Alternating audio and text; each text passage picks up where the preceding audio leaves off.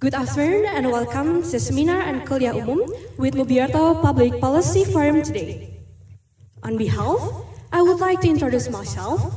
I'm Kristianri, and I would extend a warm welcome to all of you for taking time to attend this event. We have a very exciting topic on the political economy of tobacco control in Indonesia, so please sit back and enjoy your seminar for today. Before we begin, I'd like to take a few moments to explain the rules of the seminar of public lecture Sinarku X 7th Mubyarto Public Policy Forum MPPF event. First, the Sinarku event this time will discuss the topic of the political economy of tobacco control in Indonesia, the state of play, which will be held in hybrid, both offline and online. The Sinarku X MPPF will be divided into two sessions. The first session is a presentation of material in approximately 90 minutes, followed by a question and answer session of approximately 40 minutes.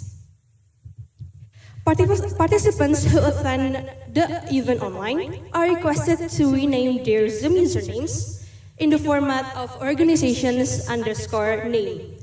I repeat, participants who attend event online are requested to rename their Zoom usernames in the format of organization_name.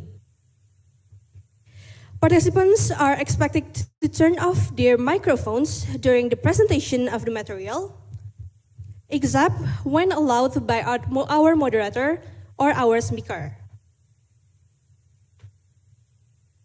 During the event, participants are expected to enable their cameras and use the virtual background that has been sent via email.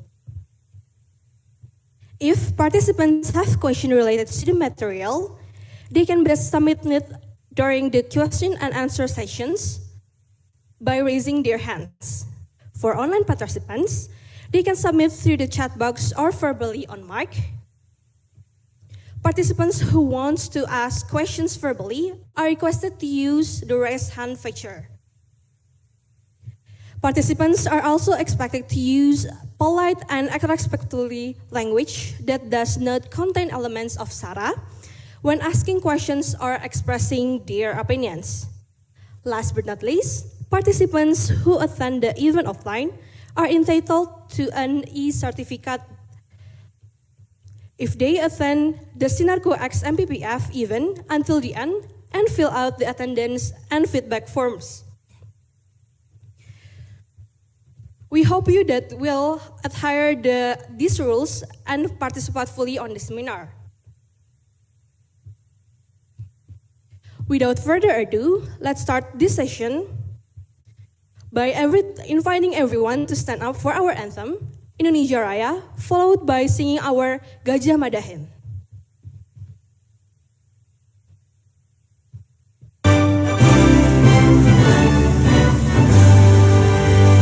Indonesia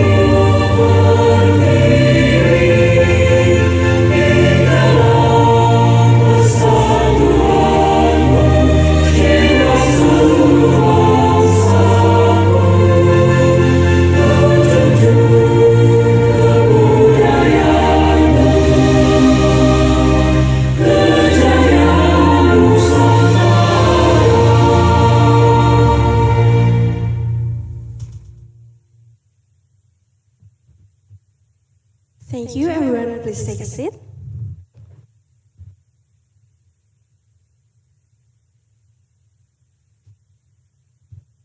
For the next agenda, I would very welcome to our first representative of VNU Indonesia Project. For the next, we're going to hear welcoming remarks from the representative of NU Indonesia Project.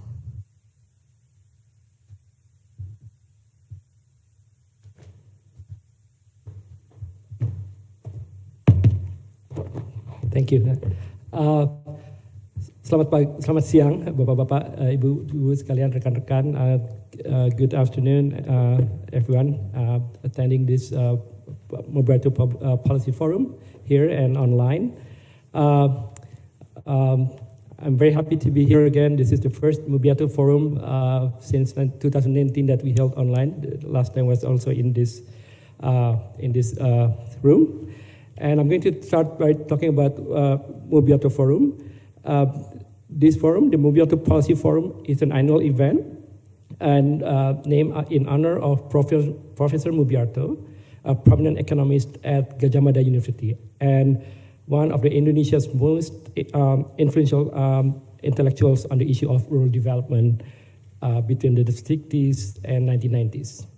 And this is a collaboration between the Faculty of Economics, University of Gadjah Mada University, and ANU Indonesia Project, and with aims to stimulate debate on the development policy issues, particularly on rural development. Now, the first Mubyarto Forum was held in 2017. Professor Budiono, the former Vice President of Indonesia, delivered the keynote address in that lecture. Now, again, this is the first time we did in person in 2019, and we would like, on behalf of ANU Indonesia Project, I would like to thank FEB UGM for the great collaboration and to continue along into the future. We already have a topic for the 2024. And I'm going to take a few minutes also to introduce Indonesia Project for those of you who is not familiar with the project. So,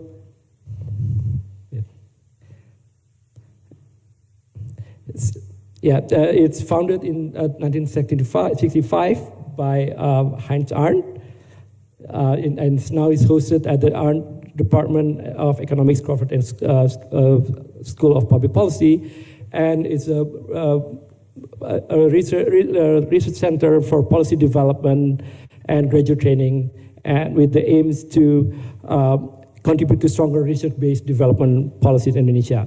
And we do that by a number of our activities. One of them is can fall under the research capacity, which include PhD supervision, teaching. So, and anyone who's interested in continuing their studies abroad, the masters or PhD, we're our staff, ANU staff, Indonesia Project staff also supervise students. And we do a lot of dissemination of research findings, one of which is this Mubyarto Forum. Okay, and every year we also run the Indonesia Update Conference, and the last one we did last month was on governing urban Indonesia. Please. So, ANU Indonesia Project also hosts BS, the Bulletin of Indonesian Economic Studies, and is leading journal on economics, Indonesia's economic and society. And our impact factor now is 4.1, and we're ranked number 2 in area studies and in the 98th percentile, and we're also in Q1 in economics. Okay, so please try to send your high quality research to us. Now, for next year, we already have an agenda for the Indonesia update. It will be on the 10 years of Jokowi presidency, and details will be coming soon. And As usual, out of that update, we also published the Indonesia Update book series, which will usually will be launched within a year after the update. Okay. Thank you. So that's it's my spiel. Now we're getting ready to the event. Should I start or? Okay, thank you, Mr. Firman. I would also it's a pleasure for me to start and introduce our panel of experts on the political economy of tobacco control in Indonesia. Dr. Firman Witoelar from NU, Professor Hasbullah Thabrany from University of Indonesia and National Committee on Tobacco Control, Dr. Elisabeth Kramer from University of South Wales, and followed by Dr. Gumilang Sahadewo from University Gadjah Mada. Without further ado, I would like to turn over the stage to our moderator. The stage is yours. Thank you. So now I'm wearing a different hat now. So I'll be chairing and moderating this panel. Very efficient. So we have three distinguished speakers, and I'm going to introduce them briefly. The first one, and you can please start, take a seat here. The first one who will be speaking is Professor Hasbullah Thabrany, who is a professor of public health in University of Indonesia. He's now also the chairperson of Komisi Tobacco Control, Pengendalian Tembakau, and he's also the president of Indonesia Health Economic Association. Now, Professor Thabrany was a key member, just in case you don't know this, in the design of the Indonesia's National Health Insurance, JKN. And he received his Doctor of Public Health degree from the University of California in Berkeley, USA. Please, Professor Thabrany. So Professor Thabrany will be talking about the state of play of tobacco control in Indonesia, the challenges that was faced by, based on his experience in Komisi Tobacco Control, discussing the areas where it has made good progress and the areas where they have stalled. And our second speaker, welcome Elisabeth Kramer, who is a senior lecturer in the School of Social Sciences, University of New South Wales, Australia. She is a Scientia Fellow and a 2023 recipient of the prestigious ARC Discovery Early Career Researcher Awards, DECRA, for her research on the politics of tobacco policy in Indonesia. So she's a very right person to talk in this forum. Please, Elisabeth. And she'll be talking about the complexity of tobacco policy control, looking at how theory linked with the practice, with what is in practice in Indonesia. And the third speaker is Gumilang Sahadewo. I probably do not need to introduce him here. He is an associate professor in economics and associate dean in this faculty, Faculty of Economics and Business, University of Gadjah Mada. And one of his research interests is in the economics of tobacco control. And he currently investigates the livelihood of current and former tobacco farmers in Indonesia and the effect of tobacco on tobacco consumption and on stunting. And he received his PhD in economics from the University of Pittsburgh. Please, Gumilang.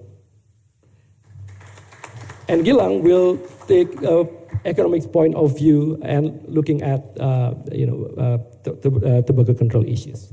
So without further ado, please, Professor Hasbullah. Me first? Yes. Yeah. You have 30 minutes. Yeah? 30 minutes. Yeah. Okay. Assalamualaikum warahmatullahi wabarakatuh. Selamat siang, good afternoon everyone. First of all, I would like to thank for our colleague here in FEB to invite me as the chair of we call it KOMNAS, Pengendalian Tembakau, Komite Nasional Pengendalian Tembakau, Tobacco Control.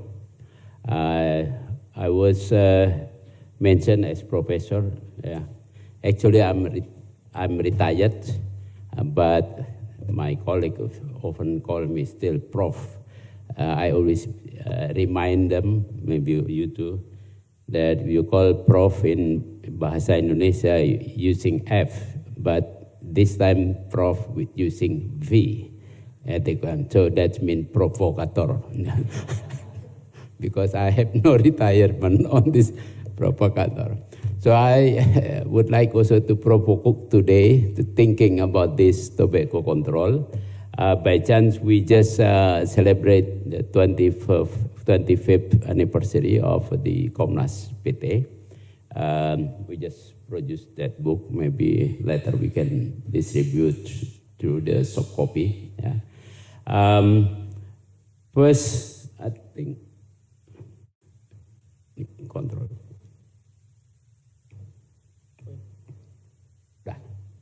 So, kelebihan. Oh yeah. Okay.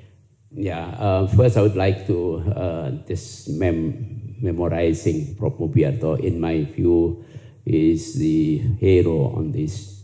Pak Alan worked mostly on the poverty alleviation. He had a very big concern on this, the poverty people. I remember during the development of the National Social Security Law, we had very strong support on this to reduce poverty. Yeah, that's an important element. Yeah. By chance, the smoking also is the second biggest factor in making people poor. Yeah. So, and therefore, I think this is very appropriate moment. I just want to introduce the NCTC. It's an NGO. We are not the government or public entity. It is a government supporting by those 23 organizations, comprising of those who are in the health sector, the education, such as Perhimpunan Guru, the Teacher Association, and many young generation also. First of all, since I took this, the state of play, the paradox of the policy making. We're talking about the political economy. Political economy always involved in this decision making, public policy. The first paradox, I would say, to my knowledge, in developing policy, in economic policy, we always use evidence, right? But in tobacco control, we don't know. Evidence a lot. We distribute a lot. Yeah, I think Gumilang and Lisa will give you more evidence later on. But when we observe the final one, this is the unique one. In Indonesia, FCTC violates our sovereignty.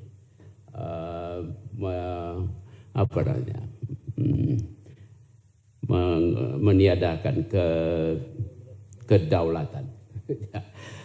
It's difficult to understand why, but later on maybe you can understand better. Yeah. Just to make sure that we have evidence, it is not evidence in Indonesia, it is from the US surgeon in celebrating 50 years tobacco control in the US. So the US Surgeon General, the equivalent Minister of Health here, produced this book. I think you can still download. That's 1,100 pages. That's very good. Identifying from various research which diseases are as consequences of smoking. That's the list of the disease, yeah, for active smoker, and this is for passive smoking. So that's evidence. We cannot deny on that one. And therefore, if everywhere you fly, they will always ban to smoke in the airplane, right? That's evident because of the destroying your health and other people's health. Even if 10 million millimeter liquid of nicotine consumed by people, just said you will die right away because of the toxic of the nicotine. But nicotine in the market, in the cigarette, has a low concentration, even in the electronic cigarette, very low concentration, not kill you, but make you feel happy. That's the problem. You feel happy and create addiction. That's the unique characteristic of this product. This is some just quote from the internet, how these people say that sovereignty, people's sovereignty, our nation's sovereignty is above. What I think this is a paradox, because it's only Indonesia that has not signed FCTC. Why only our government feels this is below or above the sovereignty, mengganggu kedaulatan? All other countries, all other world, other leaders in the world already signed. They don't feel that. Australia, Japan, China, Korea, German, UK, yeah. So it is a big black box, what's happening there. Yeah. Although evidence a lot, but the policy is still there.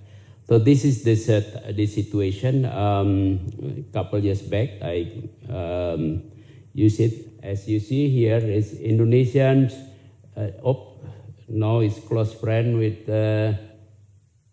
Somalia, small country, who said the same thing. They are small countries, not a big economy. Until now, we have not signed FCTC. Why? FCTC is a framework on the commitment of the country who signed that we will control the addictive substance. It's not banning cigarette, just controlling, reducing, informing people, providing treatment, educating people. That's the content of this FCTC. And also increasing price. This is the economic instrument of the FCTC, increasing price, excise tax, to reduce affordability of the low-income people, to make them prioritize their consumption to other nutritious product, not the addictive product like a cigarette. But what happened in Indonesia, BPS annually produce report of the consumption, the smoking, and the second.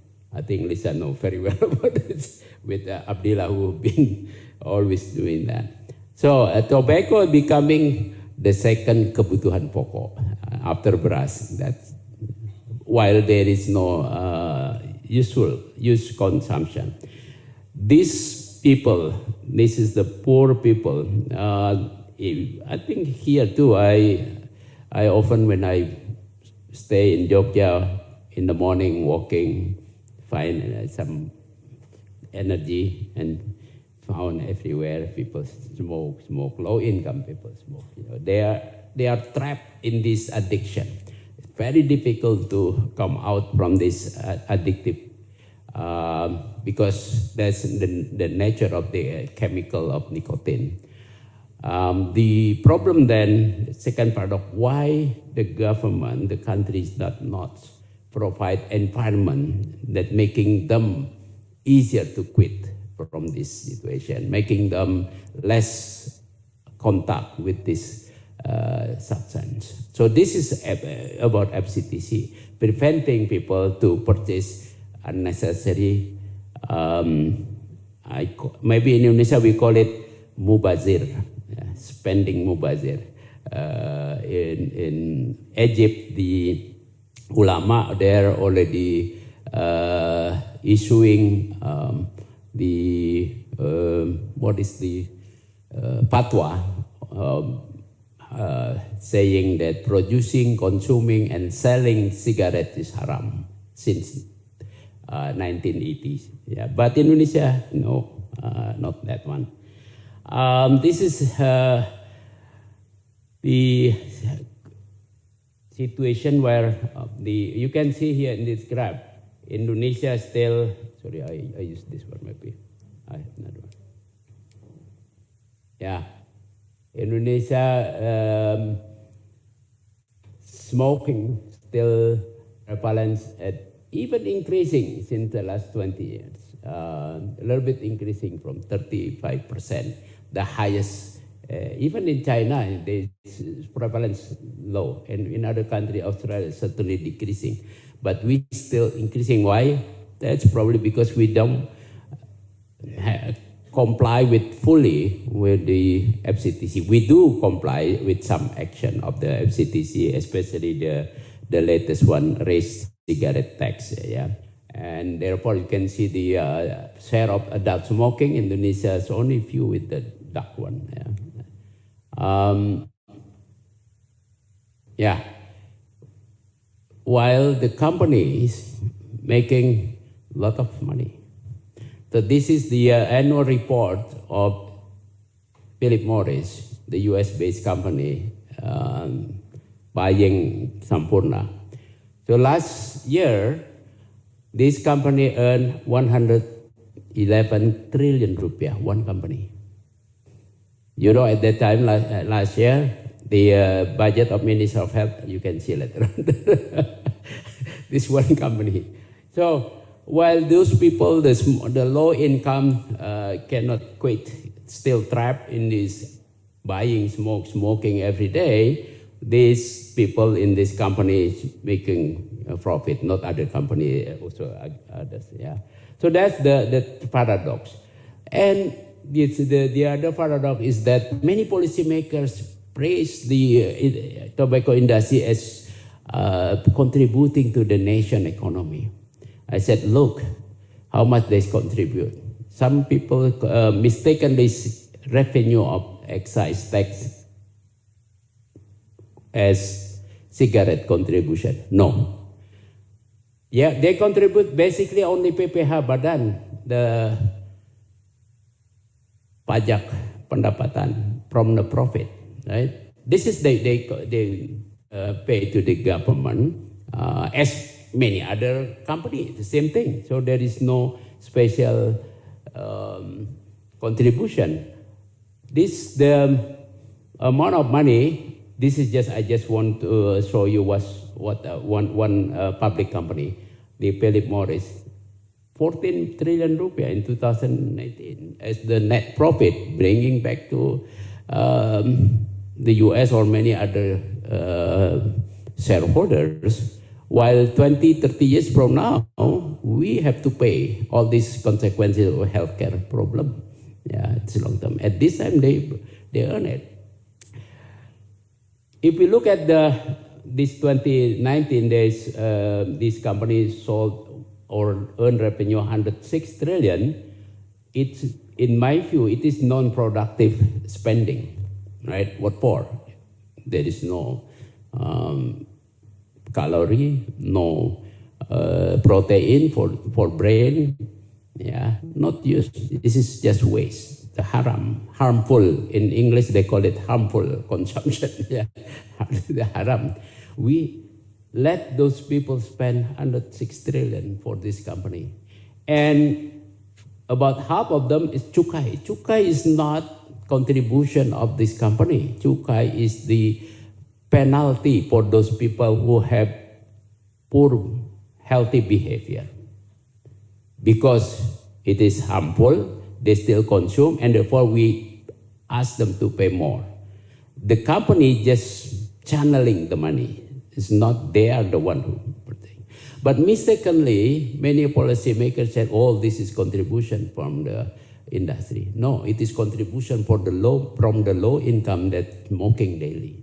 Maybe from some of us, because we are supposed to pay that one. How much we we pay that, not much, compared to in Australia. Yeah. Slow.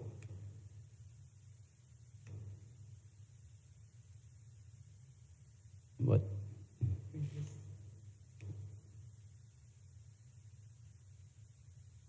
Please, I think, please, can you help to?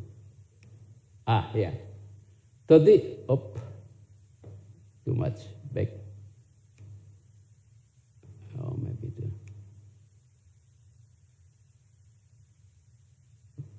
Back. Oh, okay, sorry, I think.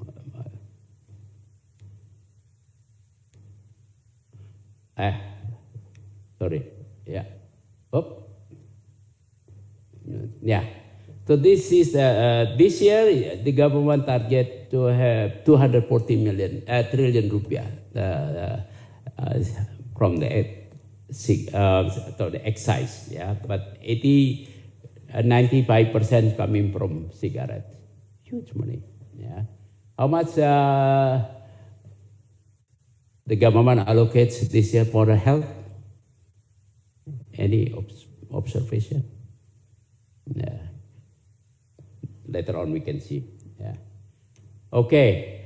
And in many countries, you can see Australia, because Lisa is here on the right. In 2018, already tax cigarette above 75% of the price. Indonesia, you can see the colors, it's between 25 to 50% on average. Yes, still valid until now since the tax excise law. But if you look at back in 2008, Australia was not that high because they keep increasing the tax to reduce affordability of those people to use government. But Indonesia remained the same, so that's no big progress in making this tax revenue increase. If you can see also the death rate and coming to from the cigarette-related disease and cancer, the treatment, all these countries who are working hard to reduce consumption is decreasing. But you can see the data for Indonesia still flat. While evidence are there, but the policy is still not in line with this evidence.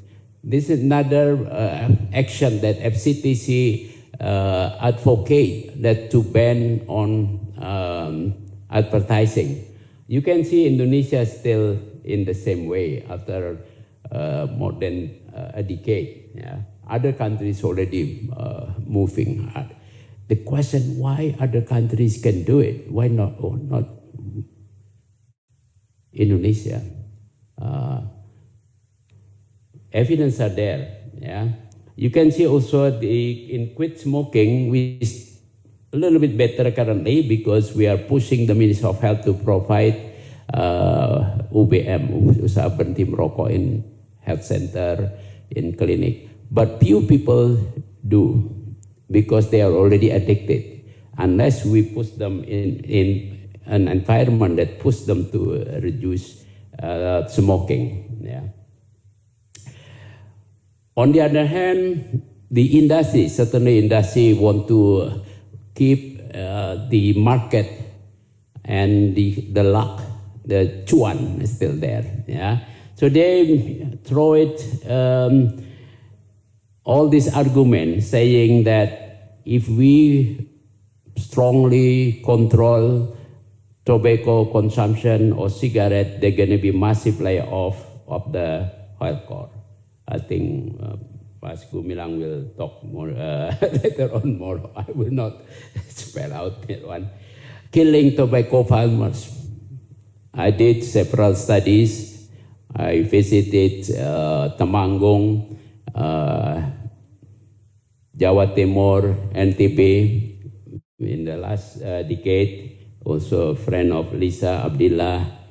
The result, couple years back, maybe you saw, there was a big banner, I think in Temanggung, in the tobacco area, posting one of my picture there.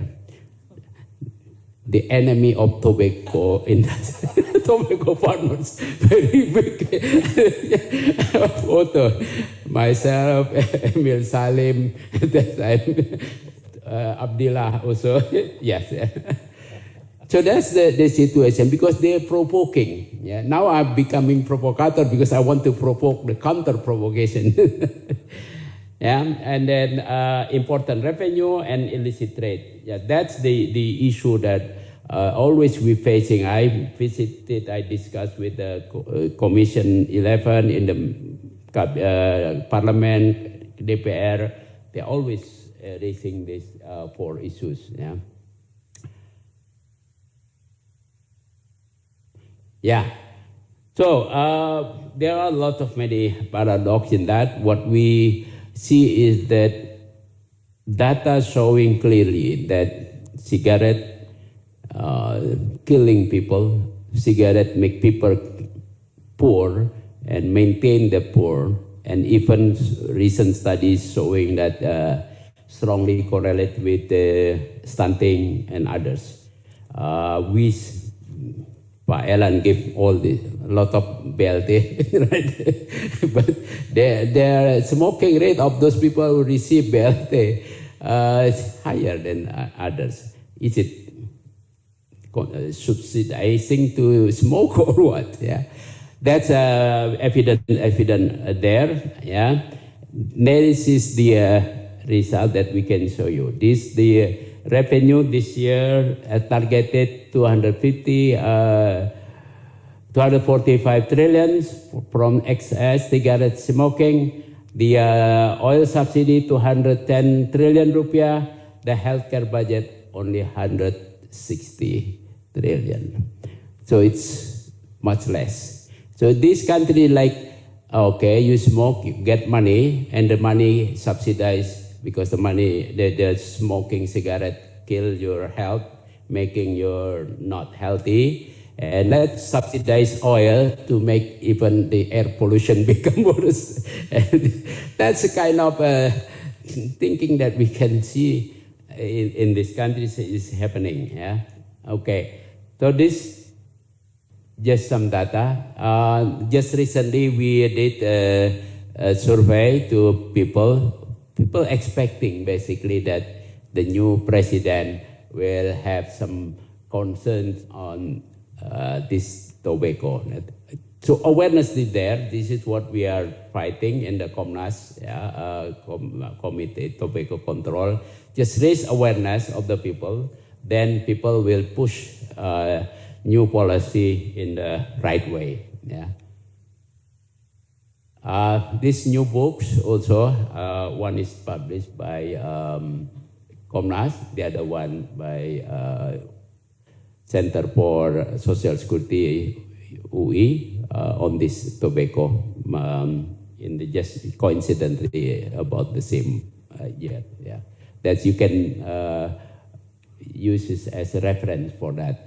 I think because Firman already reminded me the times. It's almost.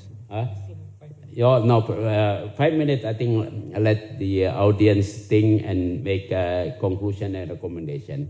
Because you guys smart one. Why should I tell you conclusion, recommendation? You can take your conclusion. And recommendation is, let's do something to help that low-income people exit from this virtuous situation, yeah, lingkaran setan. That's difficulty. Let them, if we cannot take them out from this environment, we can ask the government to provide better environment so they don't smoke, making expensive cigarette, making iklan or advertising far from school, yeah.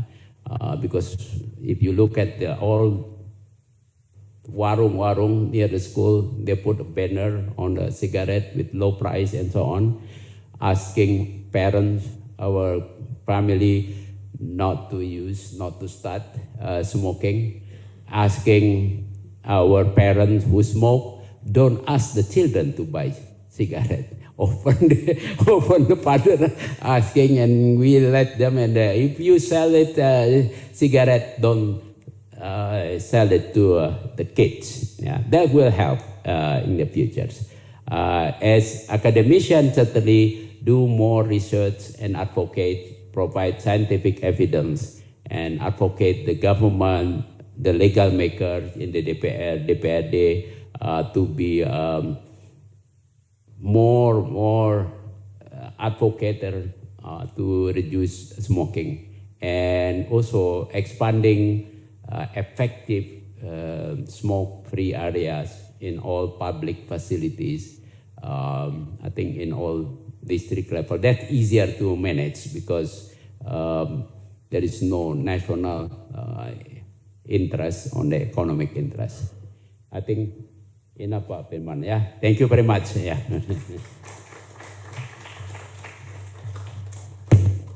Thank you, Professor Thabrany. So I think they are correct that you are really a provocateur, but with evidence.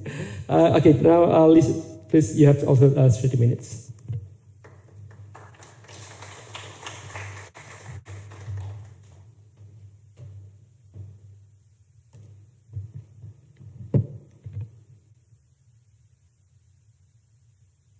Wait for my slides. There they are. Okay. Good afternoon, everybody. Selamat sore.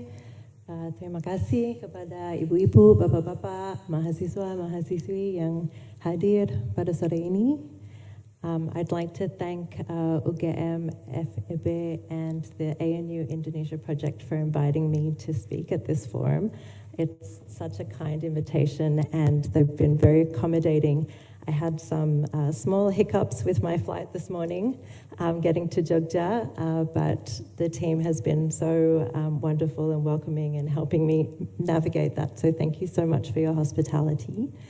I'm very honored to be here, and if I'm honest, I'm a little bit nervous to be in this company, but hopefully I can shine some light on this issue and give you some other aspects of the policy-making problem to think about.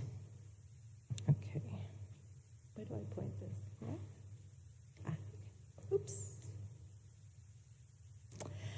For my talk today, I'm going to be covering quite a few different ideas, but I'll be focusing this paper mostly on exploring the policy-making context in Indonesia in terms of informal and formal institutions.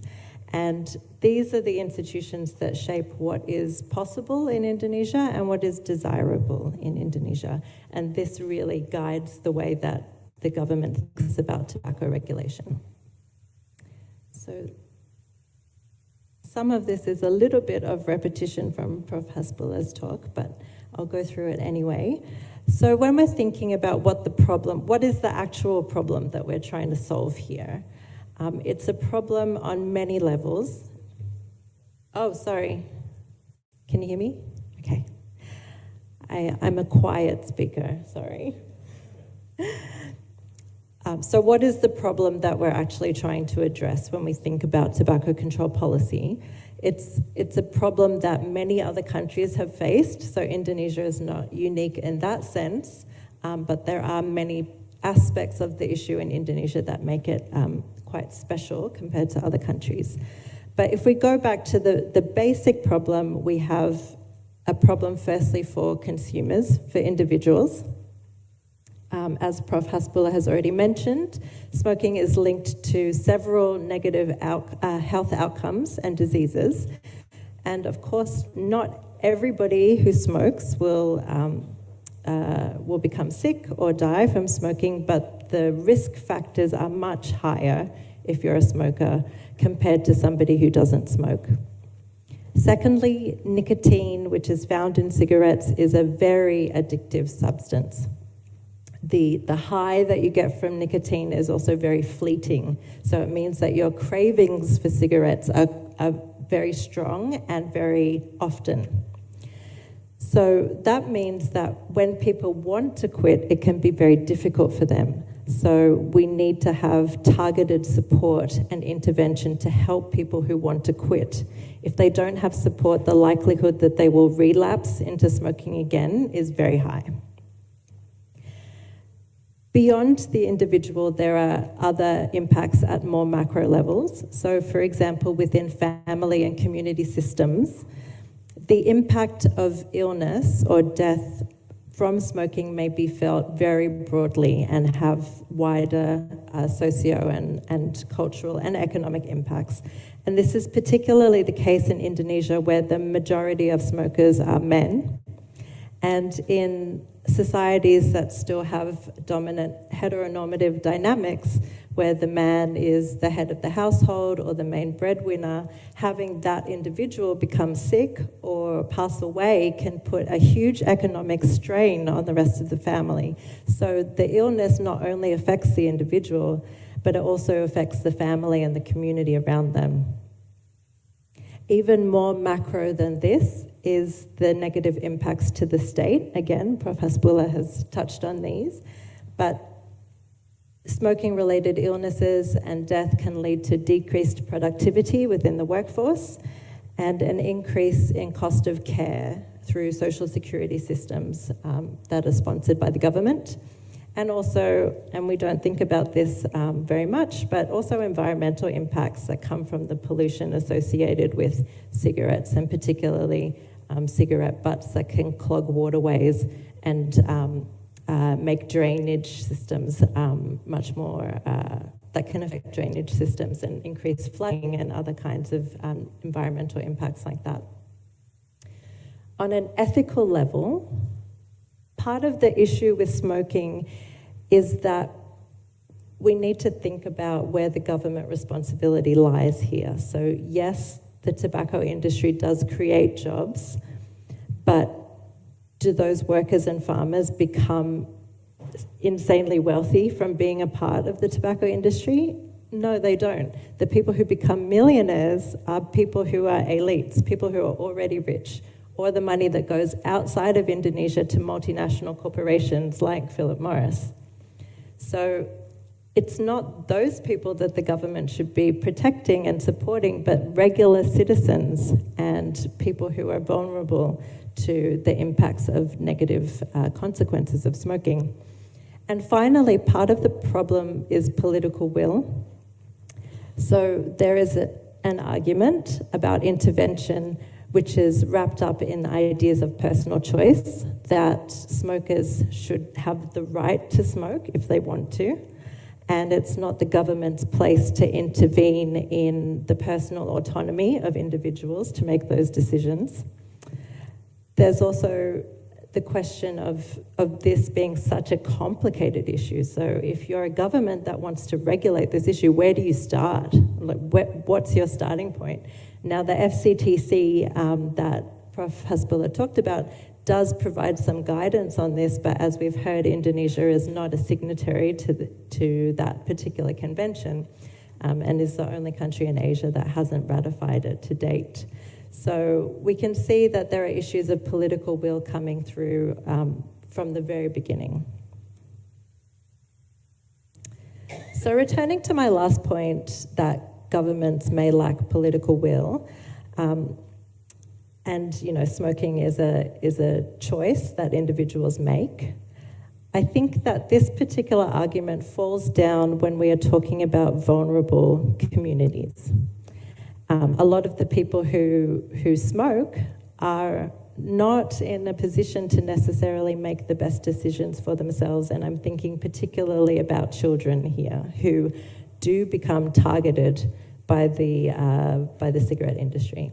So maybe some of you might remember, or maybe you're a little bit too young, I'm not sure, but there was a young boy, Adi Rizal, who was the smoking baby. He became famous around the world because he was a toddler who was also a chain smoker, and he had a very serious addiction to cigarettes.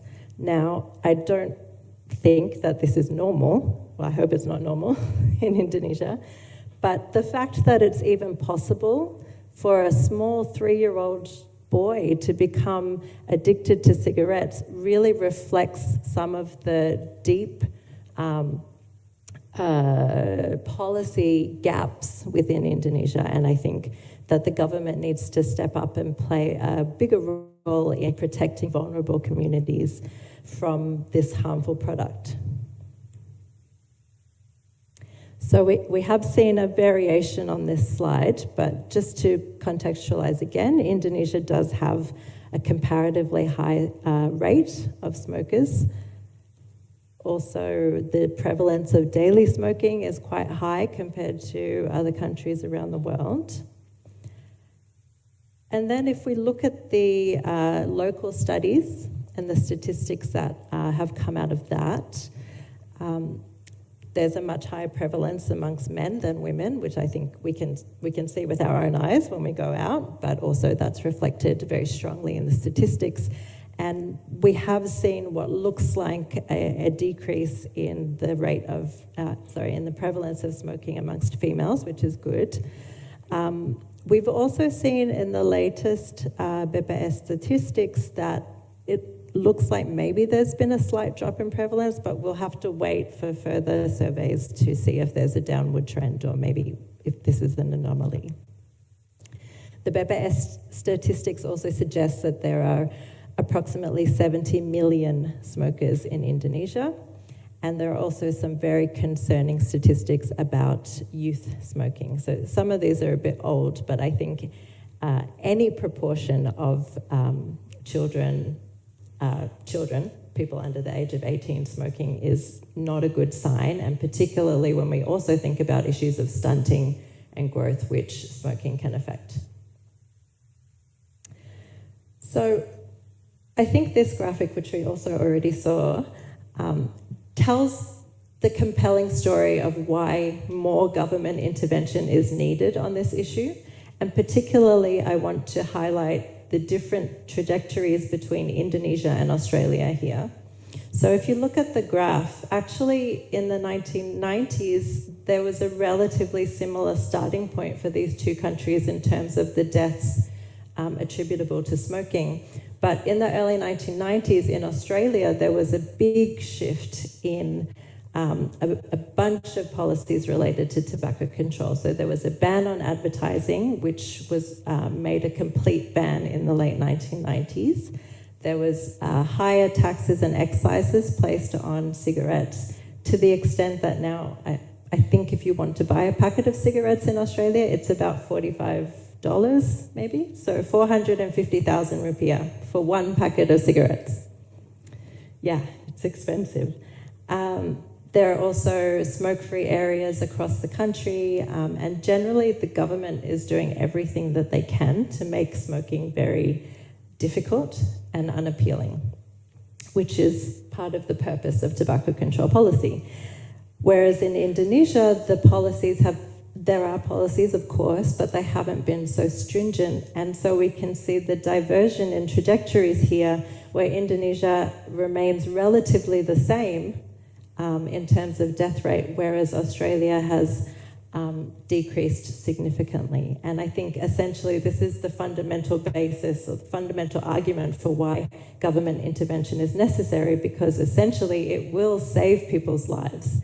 And they're not strangers, they're people that I know, they're people that you know, people that we all see on a daily basis are affected by this issue. So government intervention becomes really important on a social level, on an economic level, and on a personal level as well.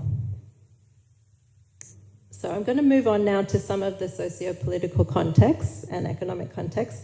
I'll try and keep this brief because, again, Prof. Hasbullah has covered some of it. But firstly, of course, the argument that one of the main arguments that we often hear about pushing back against tobacco control policies is the number of jobs that are associated with the industry. And the idea that if you threaten the industry, if you threaten production, then that means that the livelihoods of people who are involved in the industry will be affected. And there are two types of jobs that are usually involved here. Firstly, you have the tobacco farmers, and then you have the factory workers and the production workers who either hand roll, but probably more likely to oversee the machines that make cigarettes and then distribute them. So there were some statistics that were released in 2009 from the Ministry of Industry, which estimated 5.98 million jobs are created by tobacco companies annually. I think we would need to learn a little bit more about how they got those statistics, but even if it was an exaggeration, that's still millions of people. And on top of that, another interesting point of context is that most of the cigarette factories and jobs are concentrated in Java. Yes, there is production in other parts of Indonesia, but it's mostly in Java. And Java, of course, as you all know, is the largest voting population in Indonesia. So when you think about politicians making policies about tobacco control, if they're from Java, Central Java, East Java, they're going to be thinking very carefully about whether it's going to affect their political reputation amongst voters. So there's some tension there as well. The next issue, of course, is the argument about tax and excise generation. So this is the Ministry of Finance. In 2022, the projected target for excise was 193 trillion rupiah, or approximately 12.9 billion US dollars. And that seems like a lot of money. I don't have that much money. It seems like a lot of money to me. But you can understand why policymakers within the Ministry of Finance might feel a bit nervous about tighter regulations if this income stream was to be threatened. But there are counter-arguments to this. Prof. Hasbullah has made several of them. The real costs of smoking far outweigh the economic income that these products generate for the government. And there are also issues of productivity. And these are arguments that really do support stricter tobacco controls, but the Ministry of Finance has been a little bit indecisive or non-committal about this particular issue. So the Minister of Finance herself identified 5 considerations in making tobacco tax. The first one was to decrease consumption, which, yes, that's great for tobacco control, but the other 4 were the impact on workers in the tobacco sector, the impact on tobacco farmers, the need to ensure that higher prices doesn't lead to an increase in illegal trade of cigarettes, and then also the need to consider government revenue and budget. So out of those 5 justifications and reasons, only one of them really speaks to tobacco control and public health. So there's this tension between economics and public health in the political discourse. Okay, so pro-industry arguments also draw on ideas of economic nationalism because the tobacco industry in Indonesia is largely domestic. But beyond that, in terms of its cultural significance, one of the big differences between Indonesia and other countries is that I don't think that there's any other country that can claim a national indigenous cigarette, unlike Indonesia with kretek, right? With the combination of tobacco and cloves, which Indonesian cigarette companies really like to market as being a national product, an Indonesian product. So whenever there are arguments about tobacco control, there's always a little bit of pushback about that in terms of nationalism and cultural identity. So it becomes a protectionist rhetoric for companies to say, you know, the government should be protecting and preserving national industries. We are a national industry, so we deserve your support and your protection. Now, you might agree with that, you might disagree with that, but that's definitely something that gets talked about. So I want to turn now to some of the complexities in the process. I hope I don't run out of time. So the first point to make is that when we look at who's responsible for tobacco control, there are multiple institutions. I'm sorry, the text is quite small. But this is from a paper that I wrote with Dr. Abdillah Ahsan from Universitas Indonesia and Vaughan Rees from the Global Center for Tobacco Control. And we identified several ministries and institutions that have an interest or a responsibility related to tobacco control. So the President's Office, 6 national ministries and 1 independent agency, and we call this the policy mix. So the main industries are finance, health, communication and information, and trade and industry, and also the Ministry for National Development Planning, Bappenas, also has some role as the implementing agency for the National Development Plan. But evidence that we collected for this study shows that the interministerial collaboration, so the discussions between the different ministries, was not very coherent, it wasn't very productive, and there's a difference in commitment between the different ministries. So there's already not an overarching shared commitment amongst the government, the institutions and the government itself. Another institutional factor is that policy making operates on multiple scales of government. So you have the DPR in Jakarta and then the DPRD and multiple institutions in between, and feasibly all of these institutions could implement some form of tobacco control. But I think it's safe to say that for most government, legislative and executive offices, tobacco control only really becomes a concern when there's top-down pressure to implement them.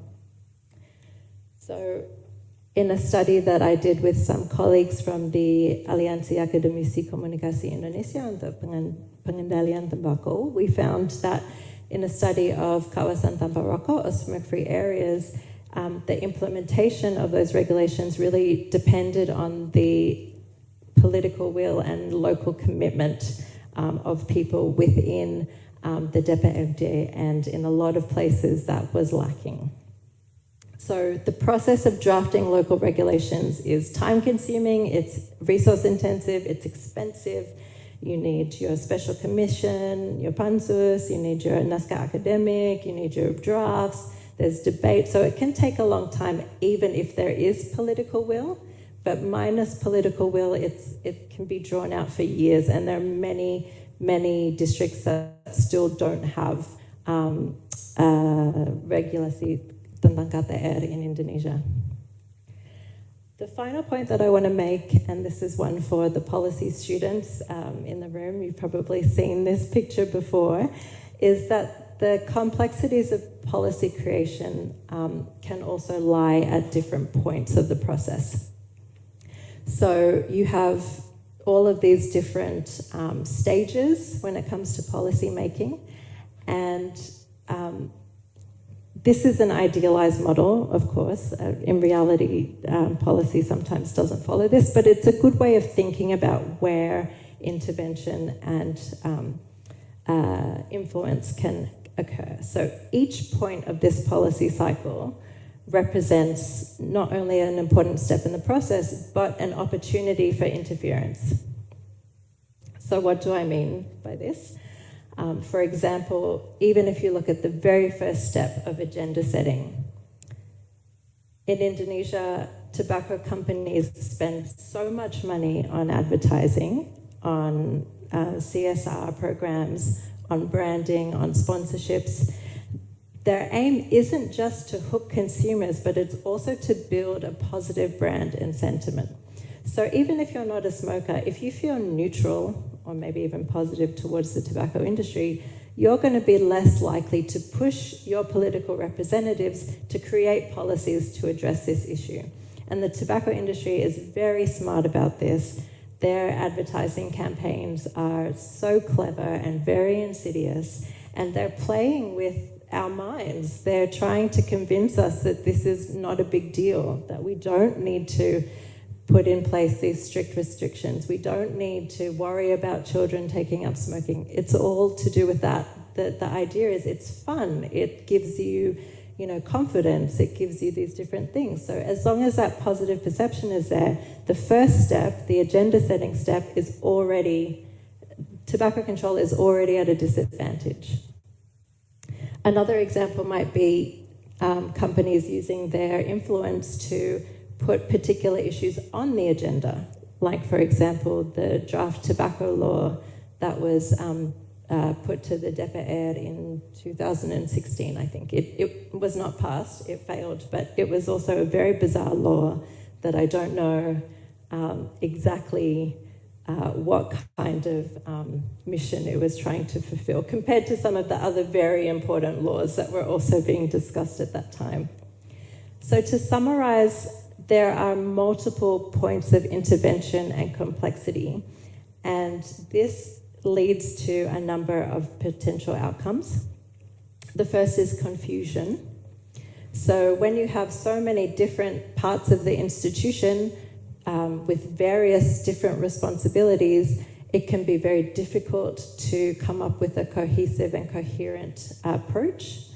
It's also easier to shift responsibility or dodge responsibility. So if a ministry says, we don't think that's really our issue, we think that's the Ministry of Industry, then they can pass, it's easier to pass responsibility to others if there's no overarching framework.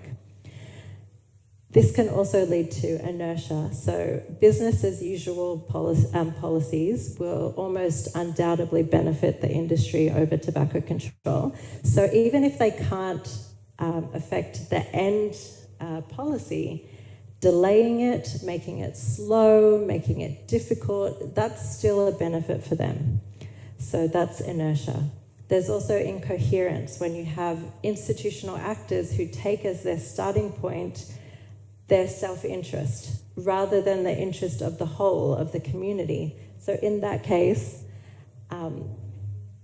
it's going to be very difficult to create a cohesive and coherent framework because the regulations have to speak to each other. They have to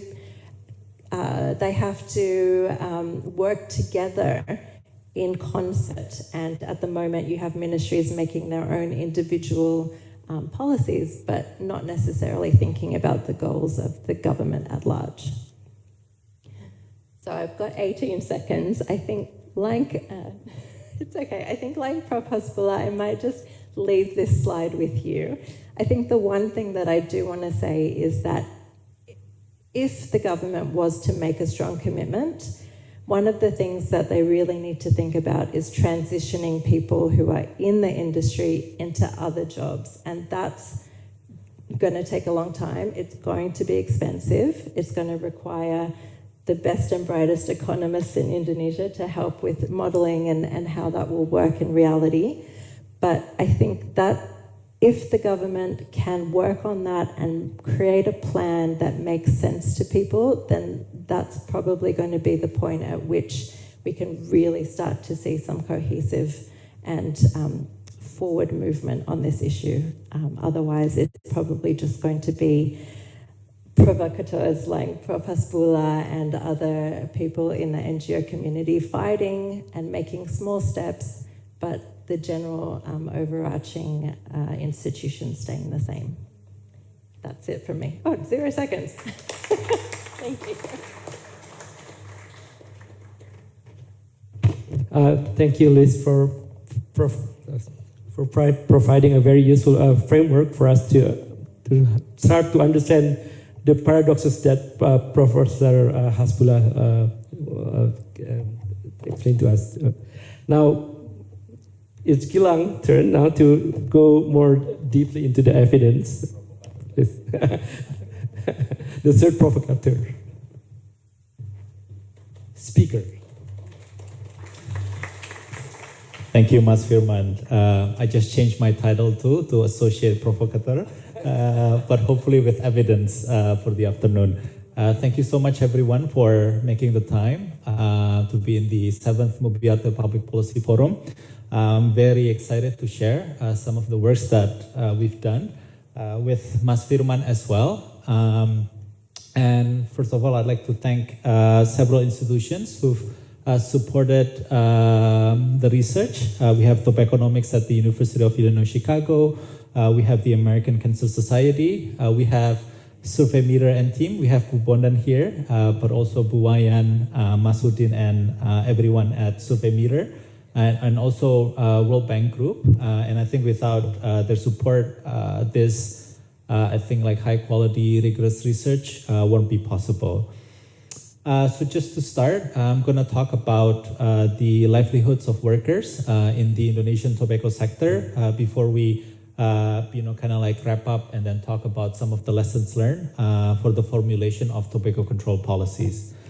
To kickstart the discussion, we all know, and Professor Hasbullah, Elisabeth have mentioned that there is a unsustainable economic burden on health systems and the society. And a recent study by colleagues from SISTI, they find that with a high prevalence of tobacco use, the healthcare costs of tobacco use in Indonesia were around 0.1 to 0.2 of the Indonesian GDP. And the total direct and indirect estimated economic loss was quite tremendous at more than 400 trillion rupiah. If we take a look at the share of the National Health Insurance Program, that is attributed to smoking diseases, it's about 53 to 58%, which is quite high. And then the earmark tobacco tax revenue is not enough to actually cover all of the cost of smoking. So this is something that we need to pay attention to, in the long run.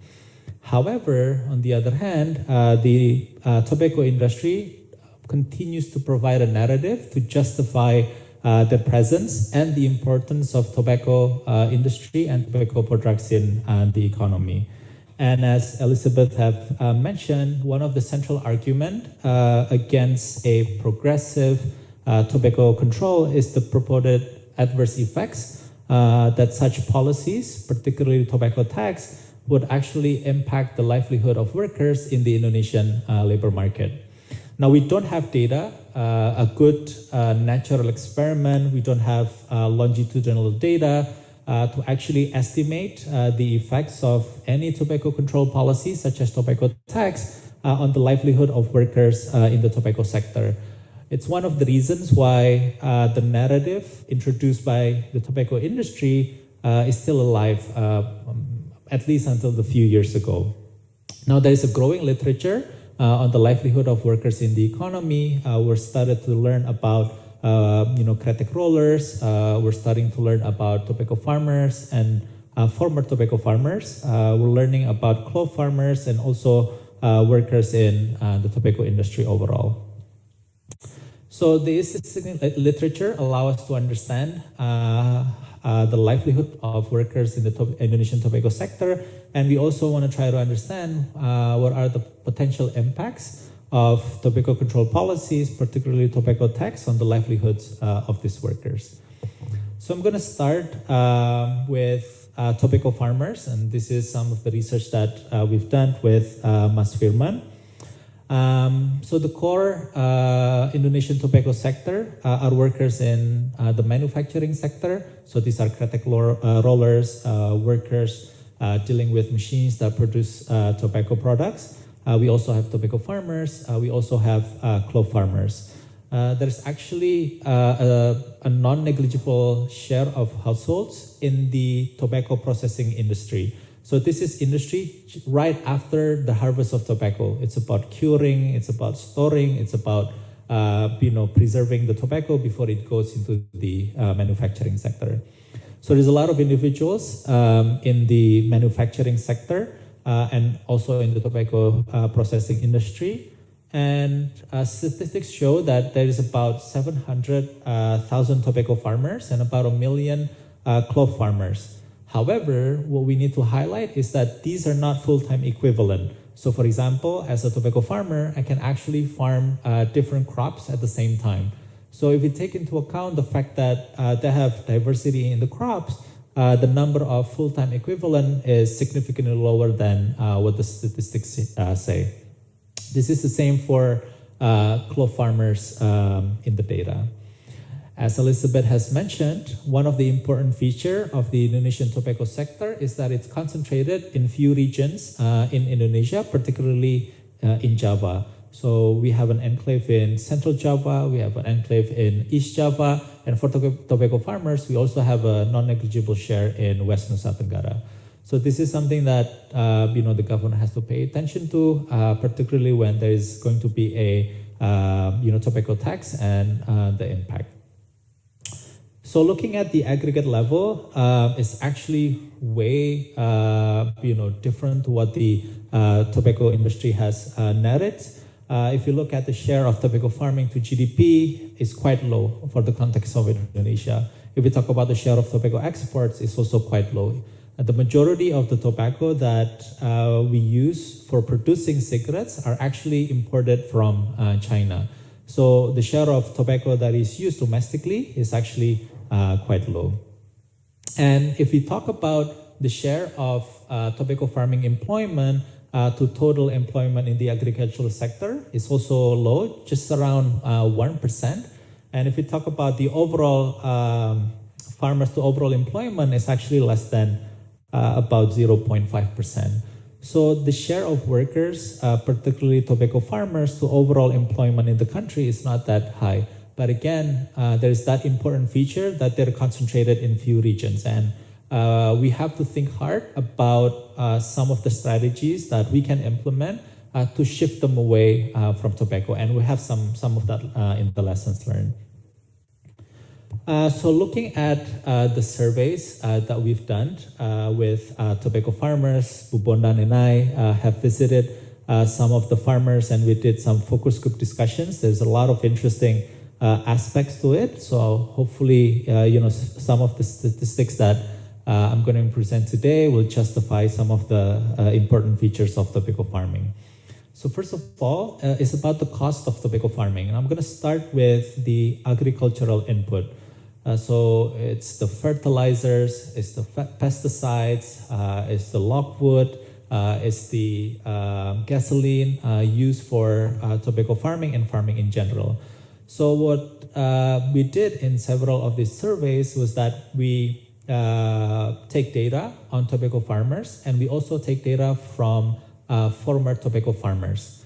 Note that it's quite a dynamic decision to go into tobacco farming and to go out of tobacco farming, but in a given year, we try to compare costs from tobacco farmers as well as former tobacco farmers. And what we're seeing is that the median input cost for current tobacco farmers is significantly higher, almost twice of that of the cost that is incurred by former tobacco farmers. And this is one of the reasons, and this is actually one of the things that is being overlooked by a lot of analysis, by economists, for example. They always argue that tobacco farming actually brings a lot of revenue, but they forgot that there's also a large cost associated with tobacco farming. And another cost associated with tobacco farming is the labor cost. Now we can actually, differentiate labor costs into hired labor, also household labor. So in practice, in a lot of agricultural households, most of the workers are actually household labor. Now we have to remember that household individuals in the households, they have opportunity costs. If they don't work for the tobacco farm, they can actually do other things. They could go into the construction sector. They could go and work in other, farm. They could do casual jobs that brings them wage. However, for household labor, usually they're unpaid. Now, what's interesting about tobacco farming is that they actually spend a lot of time tending tobacco, and particularly in what we call the bad year for tobacco farming, such as in 2016. It was wet during the harvest season, and so they have to continuously, try to clean the leaves to make sure that, to wipe out all the moisture and to keep the quality of the tobacco. Otherwise, it's actually going to be disadvantage when they sell the tobacco, when they cure the tobacco, and so on. And what we're seeing in the data is that the number of hours spent, the median number of hours spent by tobacco farming households is 5 times the household labor that is spent by non-tobacco farmers. This is quite significant. And when we take a look into the cost of hired labor, it's also significantly higher among tobacco farming households than non-tobacco farming households. Yeah. We're also quite lucky, given that now we have 4 waves of tobacco farmer survey, and it's a panel data following the same set of households, both the tobacco farmers and the former tobacco farmers. We can actually see their income from time to time, and we can actually see some of the effects of the shocks that occurred that also impacted the tobacco farming households and their profits and income. So this is an article that we wrote together, and we looked at how actually tobacco income fluctuates across year. And for example, we're looking at the context of Indonesia. We see that they're actually making losses in 2016, both among independent and contract farmers.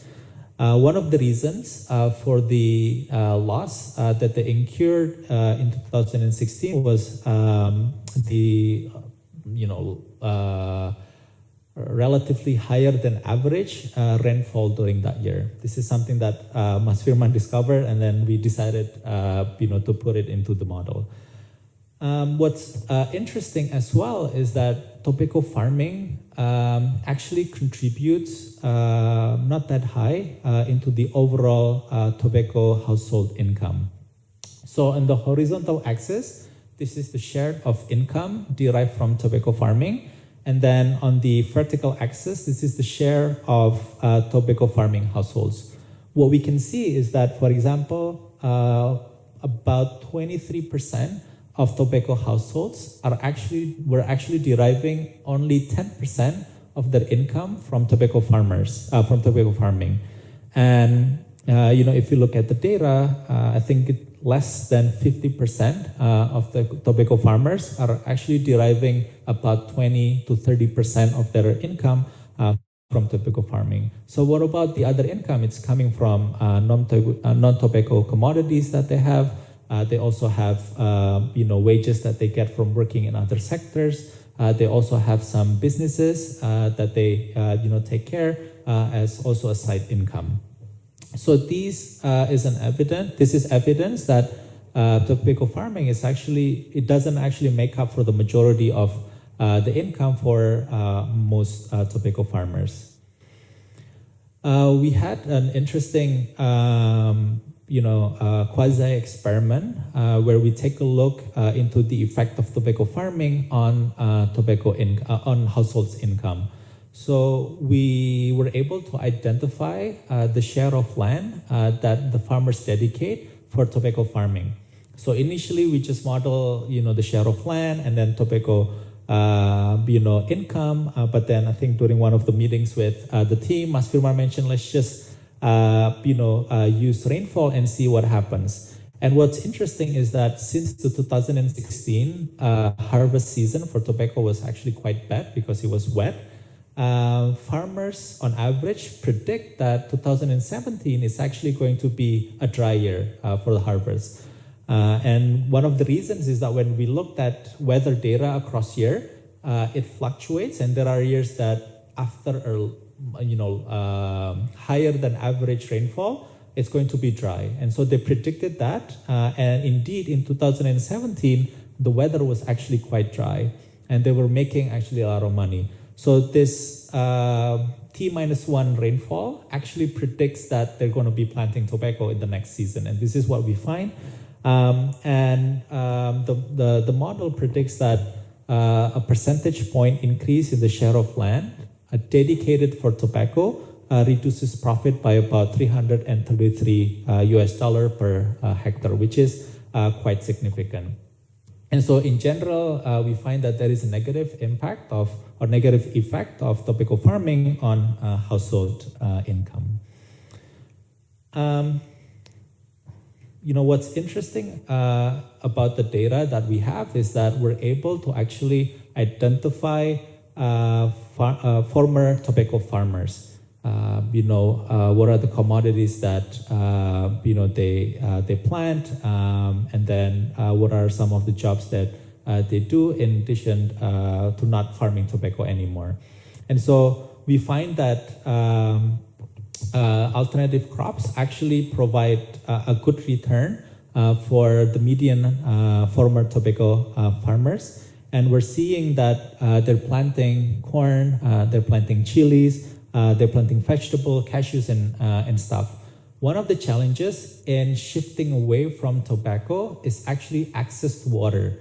So in the dry season, their option is only to plant tobacco. Otherwise, it's going to be quite difficult to plant other commodities. So this is going to be tied to the policy recommendation that we can actually support farmers to plant tobacco in the dry season. This is just to show that, looking at two waves of data, we can actually track farmers, whether they stay tobacco farmers, whether they switch away from tobacco farming, or whether they actually enter tobacco farming. If we look at the most right figure, we see that those who actually switched away from tobacco farming, they're actually making more profits. Yes, there are self-selection and there is some endogeneity going on in the data, but this is an evidence that actually moving away is actually better for tobacco farmers. And we're also, quite lucky that we were able to do household surveys on clove farmers and also workers in the tobacco industry, particularly the kretek rollers. And we have Pak Rimawan, Pak Elan, who's done works on petani cengkeh in the past, about the monopoly of the cengkeh. So this is actually probably not a follow-up, but provides an interesting insight as well. So the majority of clove farmers actually generated less than 20% of their income from clove farming. Again, like tobacco farmers, they're actually planting other commodities, given the land that they have. They're not, focusing all of their income on clove. They actually diversify and they have actually a portfolio. And we also find that the average clove farming household actually lost more than $2 per kilogram after incorporating household labor costs. And this is something that is actually quite common in agricultural household, is that they tend to not calculate the costs associated with farming. And this tends to overestimate the income and the profit that they receive from the farming activities.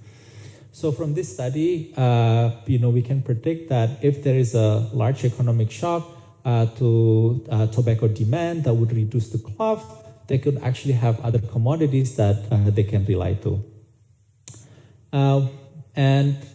This is not from a household survey, but more on industry statistics. We use the IBS data, Industri Besar Sedang, also the Industri Menengah and Kecil data released by the Indonesian statistics. So what we find is that, yes, there is a non-negligible share of workers in the tobacco manufacturing sector. But when we think about tobacco manufacturing sector, we have to think that there is this cigarette kretek tangan, which are hand-rolled kretek, but there is also this machine-made cigarettes, whether it's kretek or it's white. And it's a totally different production technology. When we think about, the machine-made cigarettes, it's about machine, handing out tens of thousands of cigarettes within minutes. However, for, handmade cigarettes, we're talking about female workers, almost all of them, 98%, who are using this, not like automatic machines, but using machines to, produce the cigarettes at a rate of about 4,000 within about 6 hours. With a wage of, varies. We find one that produces 4,000 for 50,000 rupiah, but there are other kretek rollers who produce 4,000 for 35,000 rupiah. So there are variation across the industry. What we're seeing is that, when we combine the data, because we cannot differentiate that in the data, the productivity is quite low. And what's interesting is that it's a female-dominated industry. And when we look at it, there is a male and female wage gap. And one of the potential explanations is that for the male workers, they're actually the one in the managerial sector, managerial level, whereas the female are actually the one at the production workers. At least this is what we see in the study of kretek rollers in some of the regions in Central Java and East Java. It's kretek rolling is actually not a main breadwinner in the typical household. It contributes quite significantly, about 50% of the income. But then what we're seeing is that this is something that they do not want to shift away from. One of the explanations is that there is actually not that much other economic alternatives that they can rely on other than working at the tobacco industry. So this is something that, you know, they get up in the morning at 4:30, at 5 a.m., do the prayers, and then cook breakfast for the family. And by 6 a.m., they're already in the factory. And then by 11 a.m., they're already back in their household. They prepare the lunch for the family. They, you know, do the ironing and stuff like that. At the same time, they're making money for the family. And so this is kind of like a good equilibrium that we have from a lot of these workers. If there is any shocks into the tobacco industry, particularly on the demand for hand-rolled cigarettes, and these are the ones that are going to be significantly affected. So when we think about policy, we need to think about what are the economic alternatives to these individuals. And as Elisabeth has mentioned, it's not an easy thing to do. For example, if you go to Kudus, there's not much other alternatives. They have aspirations on what they want to do if they don't work into the industry sector. You know, they're thinking about being a tailor. But what happens if everyone in Kudus then becomes a tailor? That's going to be a general equilibrium effect and an economic issue at the same time. They cannot all then, go into the food and beverage industry, either as a merchant or as a producer. So this is, again, a very complicated issue, and, we don't want to just, try to highlight, hey, if we increase this tax, there's going to be some number of jobs lost, and we can try to reallocate some funds. No, we can't. It's more complicated than that. So I will, in the remaining 7 minutes, just to share some of the lessons learned from tobacco taxation impact. So we did this simple simulation. It's a static simulation. It's not even a dynamic simulation. But even a static simulation could actually provide some insights that switching, higher tobacco tax will impact the labor sector, but not as high as we thought it would be. So we simulate raising cigarette taxes by an average of 47%. Again, we have a multi-tiered tax system in Indonesia, which is one of the most complicated in the world. And we also, at the same time, try to simplify the tiers to just 6. So such policy is simulated to reduce cigarette demand by just 2%. From the more than 350 billion cigarettes that we consume every year. It's going to increase the government revenue by 6.4%, rightly so, because of the inelastic nature of cigarette. And we estimated that it's going to reduce gross employment in the tobacco manufacturing sector by less than 0.5%. So if we take a look at specifically at the kretek rollers, it is simulated to reduce employment by about 0.22%, or it's about 2,245 workers. And again, one of the policy option that the government could take is that, remember, there is this delta in the government revenue, an increase in the government revenue. And if we take a significant portion of that to support transitioning from tobacco industry to non-tobacco industry, I think that's something that the government could take. But again, it involves multi-stakeholders in the process. It's not only the Ministry of Finance, it's also the Ministry of Manpower, it's also the regional government, it's also the provincial government. So again, this is it's a complex process that there's a lot of studies to be done to understand the potential transition away from tobacco sector. And what about tobacco farmers? At least from the limited time that we have, looking at the data for tobacco farmers, we learned that switching away from tobacco farming actually provide better economic outcomes on average, at least. Yes, there are former tobacco farmers who may not be as well as the median former tobacco farmers who just switched away from tobacco, but at least there is that chance. And looking at some of the interactions with tobacco farmers, looking at the interactions with local offices of agriculture, switching away is possible, it's feasible. However, it's not like a one-off process where you just switch. There's a transition away, and they could potentially, in one particular year, go back to tobacco farming, or at least some of their land is going to be dedicated back for tobacco farming. Again, this is a dynamic process, and we have to support tobacco farmers on switching.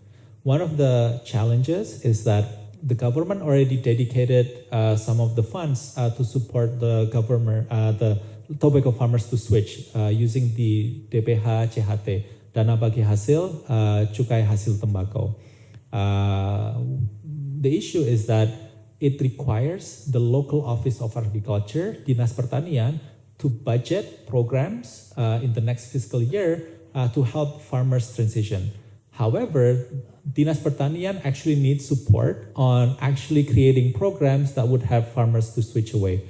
So for example, in the context of Kabupaten Magelang, some farmers switched to coffee, Arabica coffee, which is some of our favorites. Some of them actually switched away from ubi cilembu, which they could actually export.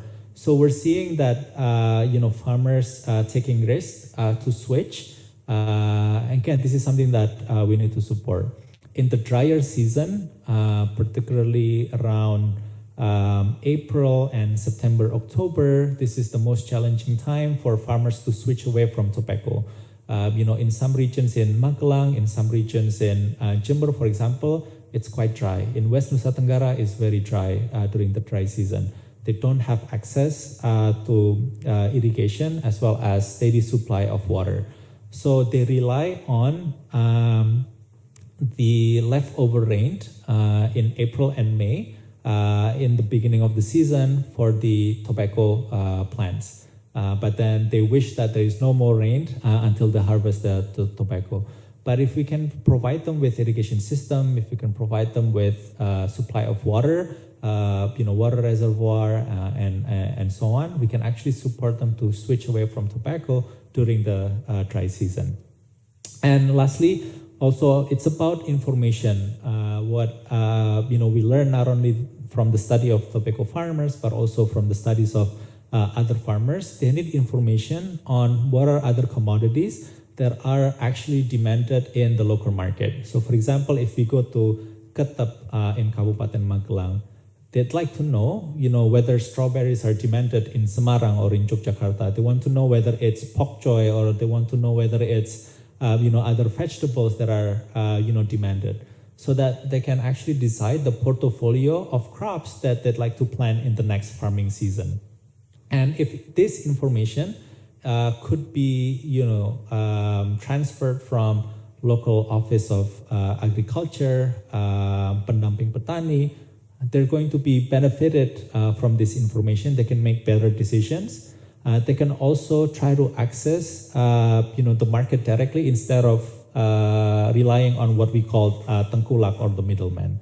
And this is actually going to provide more values to the farmers when they sell their crops. So I guess I'd like to close the talk, and thank you so much for staying tuned on the Mubyarto Public Policy, and look forward to the Q&A session. Thank you, Mas Firman.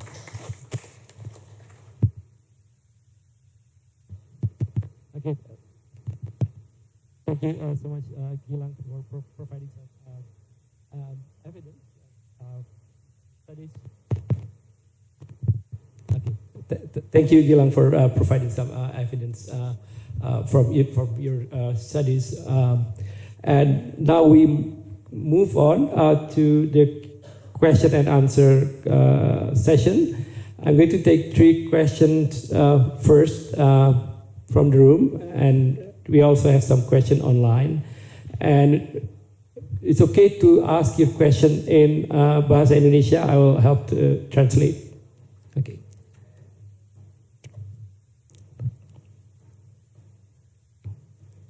Anyone?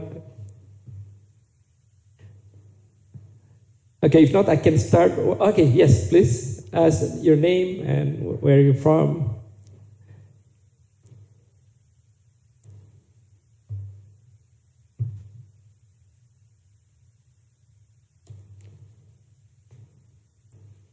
And please let us know to whom the question you directed to. Yep.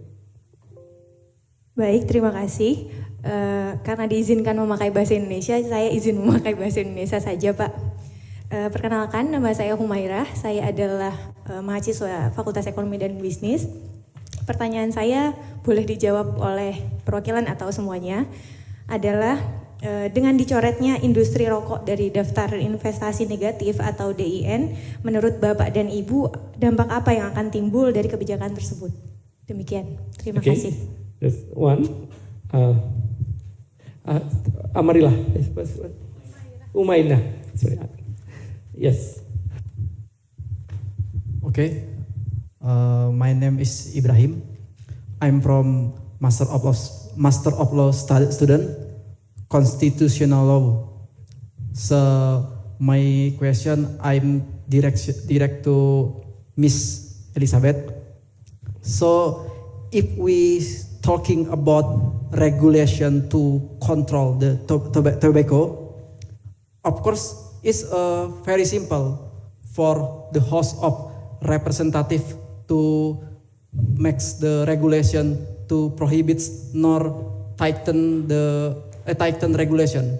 But in law perspective, we learn about socio-legal nor extra-legal factor like resistance from society. You know, the House of Representative is the biggest part to enacted the regulation. Nah, okay. So you provide the context now. The question, please. How if the member of representation they afraid if they loses the support from their voters? Okay. And the second question is how we can reduce the economic impact to small firms, warung kecil. Yeah. Thank you. Great questions. One more from the audience. Okay, yes, please. Your name.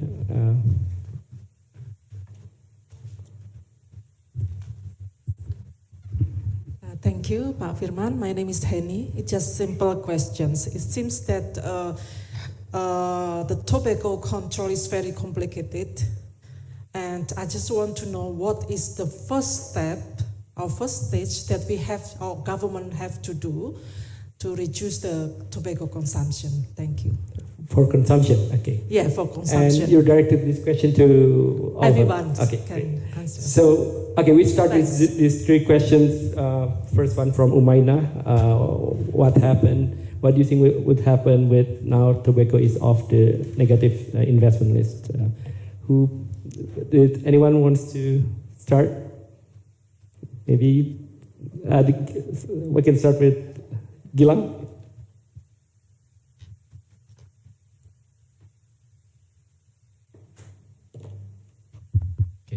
Thank you so much, everyone, for the questions. I guess I will start with Ibu Henny's first about what are the first steps that the government could actually do to actually reduce tobacco consumption. Again, this is not an easy, answer. However, given the evidence that a lot of scholars have generated in the past decade, I think we're seeing that implementing a higher tobacco tax is even more possible. We address some of the narratives associated with the impact of raising tobacco tax. For example, the impact on workers, the impact on workers in the tobacco manufacturing sector, the impact of clove farmers. So, we generated those also evidence on the number of illegal cigarettes, illicit tax. So we're seeing those evidence, and raising tobacco tax, I think it's one of the most effective ways that the government can do to actually reduce tobacco consumption. But even before raising tobacco tax, I think there needs to be a coordination at the ministerial level. So we have ministries with different objectives. We have Ministry of Finance, Ministry of Health, who aims to reduce smoking and to improve health. We have the Ministry of Finance, trying to keep the revenue from tobacco tax. We have the Ministry of Manpower, who'd like to keep the number of workers in this industry. So we're seeing these ministries with different approach. So if the government is committed to reducing tobacco consumption, someone needs to take a lead and take a more active role in coordinating these different ministries. A loss in one particular KPIs of one ministry, should be compensated with better KPIs from other, given that this is a national policy. So I guess that should be a coordination first before implementing a more progressive tobacco tax. Yeah. Same question. So you want to answer, Liz and Prof, for this particular question before we move on to the next question?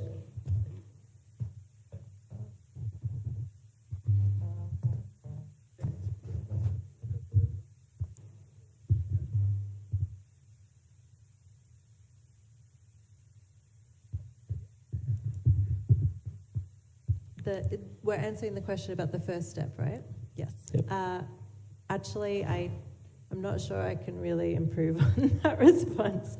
I think the only thing that I would have to add is that for an issue that's as complicated as this, I think it really needs to come from the president themselves. The directive, whether it's ratifying the FCTC or coming up with a framework nationally within the Indonesian government that coordinates across ministries, I think that is the very first step, because without that, you can raise tobacco taxes, but then what is that? What about taps? What about tobacco advertising? What about smoke-free areas? What about impacts on children? So I think there needs to be a consensus that we have this shared common goal for the government, and yes, I think that needs to come from the president. Please. What was the question? How to start reducing?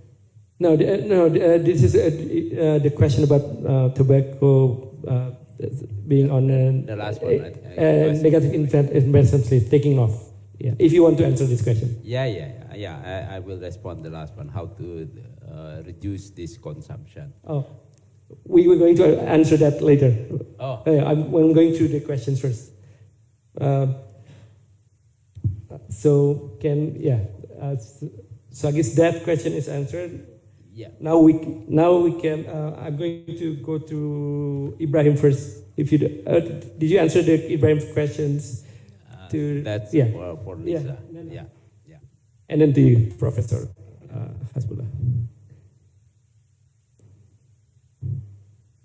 I didn't address the negative industry list, but I don't, you did I don't really already. have anything to say about that. So Okay. I think there are other experts who know more about that than I do. But the question about how to approach DPR members who are afraid of voicing an opinion or losing support if they support tobacco control, I think that's the problem. That's part of the problem that stops effective tobacco control from being created. And this is an issue that we see with elected representatives across all kinds of issues, not just tobacco control. And I think what really needs, firstly, in a democracy, this isn't a one-way journey, right? It's not just voters telling DPR members what to do. In fact, I would argue that relationship is far from lineal. But it's also about political parties and politicians being open about what their beliefs are, being open about what their platforms are, and giving people an opportunity to vote them in because they believe in certain things that go beyond rhetoric, beyond nationalism, beyond religion. If you are a politician, if you can say specifically, in terms of manpower, this is what I think. In terms of tobacco control, this is what I think. And the demand for that needs to come from Indonesian citizens, right? As voters, you need to demand that the people who are running for different political offices, the president, the DPR, share their views openly on these topics so that you can make an informed decision about whether they are the best person to represent you or not. And I think if a politician goes to an election and says, yes, I support the tobacco industry, I don't support tobacco control, that's my stance, then at least you as voters know that that's what that person stands for, and as a decision about whether that represents your views or not. But I know that's a very idealistic answer to that question. I think it's a lot more complicated than that. And I think too, another aspect, sorry, this is a long answer, another aspect is there needs to be more oversight and investigation about the influence that industry lobbyists have when it comes to the relationships that they have with people in the parliament. It's a black box sometimes. It's not public knowledge. You don't know who's meeting with politicians. You don't know what they're being offered. You don't know what kinds of deals are being made. And there's a role for investigation from different oversight bodies. It might not technically be corruption, so maybe other investigative or accountability bodies need to be aware that that's happening and need to be investigating it so that the influence of the industry is at least made public.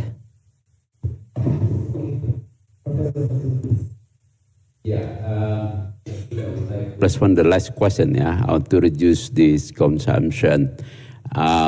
It is the very tough one to make sure that we first need a very strong president. But this kind of president will end next year, so we have to elect the one. But I don't know who will be in favor of that, of the three candidates, because I observe in Indonesia, although we are always discuss that we are in democracy, but our democracy is still quote unquote. Whatever the president want to do, since the beginning, many follow. So what we need is really a strong commander to do that. Evidence already there that will not be harmful badly for the farmer, for the labor, for the economy. That's clear. But who will be take that action yang berani? Certainly not me, because my name already Thabrany.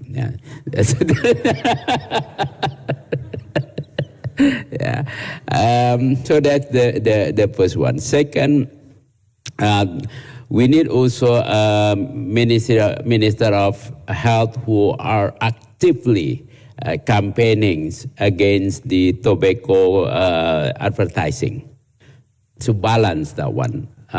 Yes, in the democratic societies, products, companies can advertise that one, but the government should contra advertising, contra promoting to make sure that people, hey, there is a product there, similar like the TikTok and the selling that one. Remember, that's not good. This one, you have to do this. Have you heard about that now? I don't have the experience watching a television channel or television program that people in the Ministry of Health actively warning that everybody, that one. So that's so I sent several times a letter to propose to the government. Yes, I think Gumilang right is currently the one of the FCTC, the one is working the best, still the excise, although still not optimal, as Lisa mentioning, the per capita income increasing faster than the cost of the cigarette, but still continues above 10% annually in the last 10 years. Inadequate, but we still need a stronger control on that. We know that from our survey that people will stop smoking if the price of cigarettes reaching 70,000 rupiah per pack. They will stop. In the 50,000, it's only about 60% will stop. So that's kind of study that we did already. So we suggest that increasing cigarette excise, there's still room for that. I think Gumilang also already studied. But earmark 10% for campaigning for healthy life. 10% is 24 trillion, quite big amount of money. So that's kind of balancing information. Then people will understand, okay, we can stop that one. The last one is to expand the upaya berhenti merokok, we call it UBM. That a lot of people want to stop smoking, that's already in trap, but they don't know how to stop. While in the health sectors, this service is also not good at this time. Yeah, this is what we need to do. Yeah. In response to the first question, negative list, that can be depending on the how big the incentive. At this time, if there is no strong control, I think many companies can come, because at this time the so-called apa namanya, industri udah waktu asar mau ada sunset industries, ya, in other countries not promising, ya, and all smokers decision control very hard. Only Indonesia that's a good environment for invest that one. It can be much more companies selling cigarette here, and the victim will be the people, because they don't really understand the risk and the future risk. They will trap with all these goodies, good packaging, good communication scale, just to counter that action. The government should, if they want to invite investor, then they have to also protect people the most. I think Lisa mentioning that people should be the first. Right? Thank you. Thank you, Professor. Thank you for the answers. We're going to move on to questions from online. I'm going to read some of them.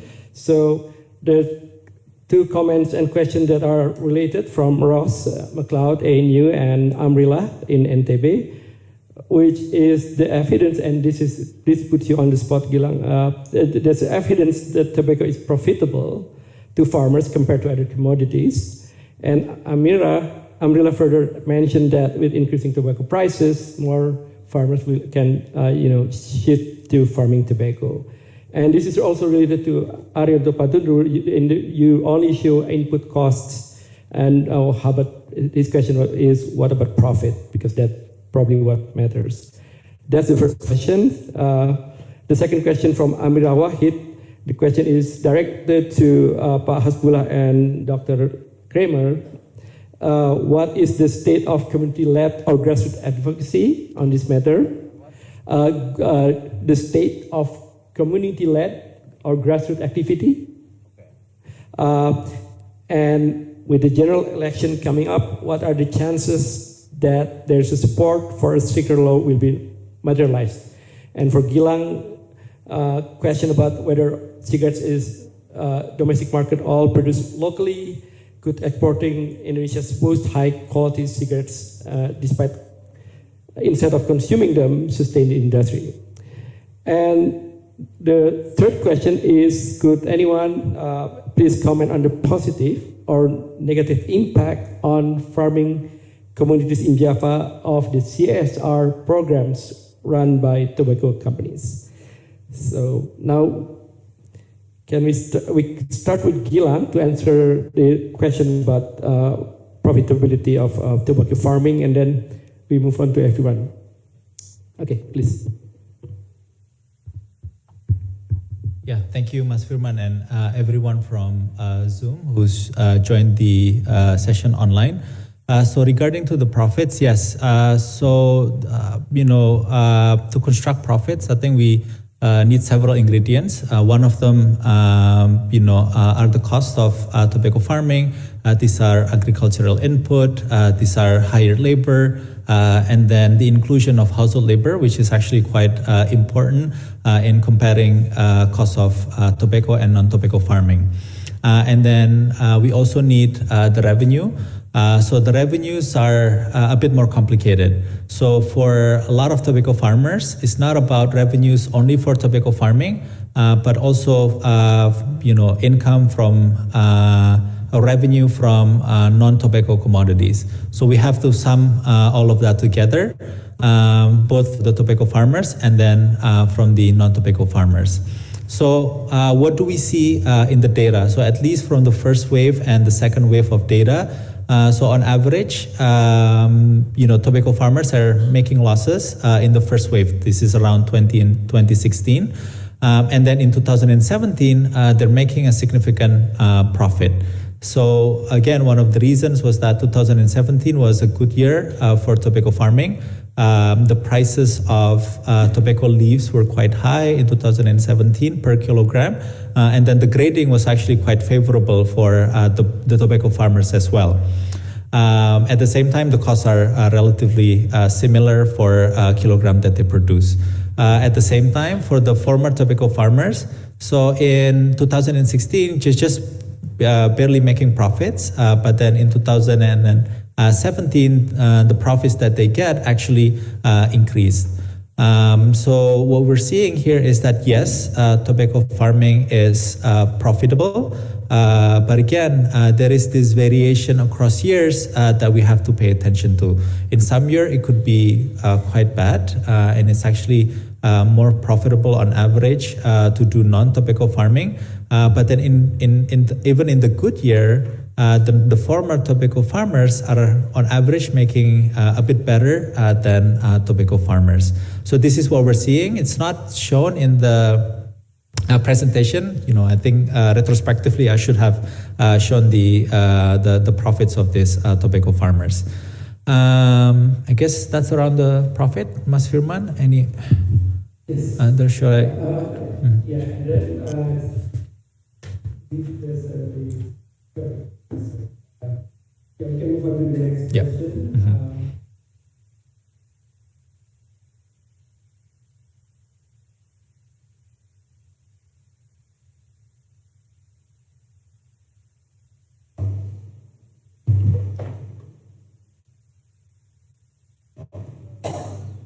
It's the state of community-led the state of community-led.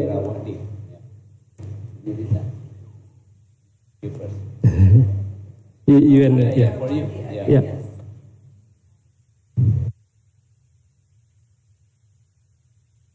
Much better place to talk about the state of community-led and grassroots advocacy on the matter. So I'll leave that to you. But with the general elections coming up, what are the chances that there will be support for a stricter law?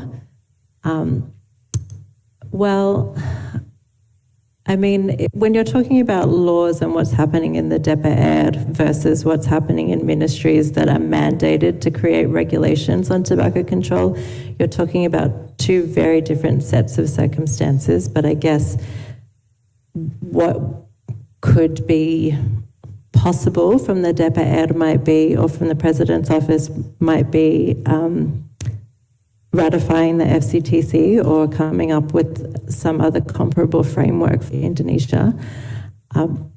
Personally speaking, I don't see that being a big issue in the upcoming election. Maybe Prof. Hasbullah has a different perspective.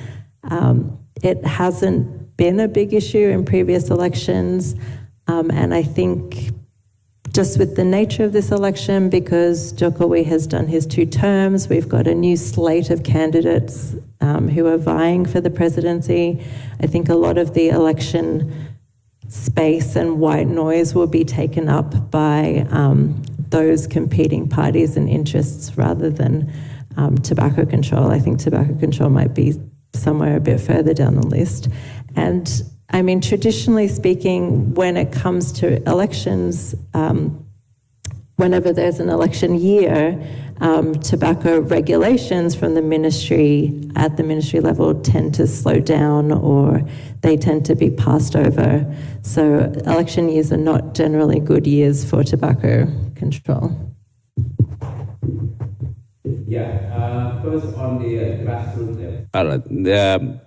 There have been very low activities, sorry to say, on the grassroots level on these issues in tobacco control. That because in general, people in Indonesia still perceive smoking is normal behavior. Even traditionally, sorry to say, pesantren, the kiai, the one who have a strong model, the smoking is becoming kind of norm. Only Muhammadiyah is brave enough to say smoking is haram. The other big NU, to speak correctly, don't have that got to say smoking haram or prohibit it. So that's no feeling of the pressure unless there is cases. For example, a couple months back, I visited Tebu Ireng, is it Tebu Ireng, yeah, in Jombang. Actually, they already move ahead, banning smoking, any smoking if santri get smoker, caught smoking in the pesantren, they kick out. Yeah, they don't allow that because before that, the leader of the pesantren, I think older brother of Gus Dur, suffered from lung cancer, and doctor said, well, that's because you smoke too much. And then he said after that, no smoking allow in this pesantren. Yeah, that's very good. Yeah, and Kediri also they have licensing. They have SIM, surat izin merokok by the santri. Where the surat izin is coming from the parents. Only when they are already above 18, they can smoke, but still need to. Most of the pesantren schools don't have that kind of behavior. So not feeling as something wrong. Therefore, community activity is still very minimal this time. What about the next leader? This is still unclear for me. I don't see so far any big promise, on this issue, because it's also danger for them. To my knowledge, the profitability of cigarette industries, not the farmer, not the labor, the investor, the company is very big. As I show you, the return on investment of the cigarettes quite high. They are almost 100% in 1 year. With that flexibility, I'm afraid, during this campaign, both for the presidents and the elective local DPR, they support everything, yeah, in order to gain their support in other sense. So that's very common. We don't know, although we don't have the evidence, hard evidence, as in Indonesian saying, ada asap, pasti ada api. We know there is smoke, but we cannot see fire, yeah, like di Tanah Gambut. That's very clear. They will support many activities supporting art, music, sport, and so on. So people have a perception they are a good guy. That's the CSR that they give us. Certainly they do. They are not selling a good product, healthy product, even in many TikTok, they call it, or social media, they've been circulation that the seller of alcohol, they prohibit their family to smoke, but they're selling this cigarette. Yeah, they know that there is, but money are much more what do you call it? Much more important for them compared to the health effect or the future effect of health. So this is what we wanted, but I don't know if you're talking which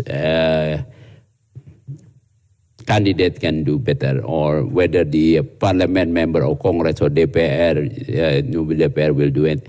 This year we map out that only 4 or 5 of the anggota DPR, the parliament member, are in favor of tobacco control. Very minimum, yeah. Sorry to say. That's our work, hard work. Yeah, thank you. Okay. So we have actually time for one round in person, and then we have tons of questions online. Yeah. Oh yeah. Okay, please. I'll get it by the end. One of the questions that's popped up, I think, from a fellow provocateur. Oh. Yeah. Are we going to have time? Yeah. Okay. Okay. One round in person. Okay. Yes. 1, 2, 3. So, yeah. You first, then.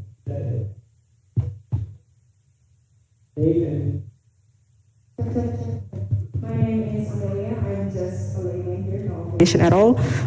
One fact that I learned from here is that smoking is cultural, especially in Indonesia. Pak Thabrany said that ulamas are smoking while giving their sermons, and then Ms. Kramer also said that there is some kind of nationalism that imbibes in the smoking.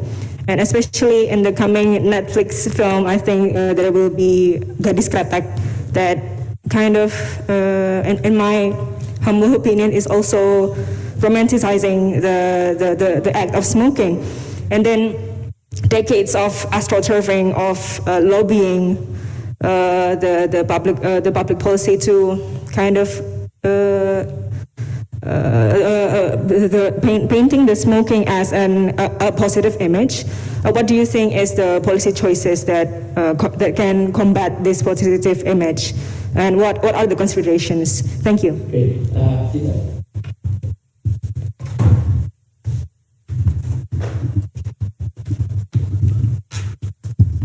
Thank you, Ms. Firman. I'm Evita Pangaribowo from Environmental Geography Department. My question is for Mas Gilang.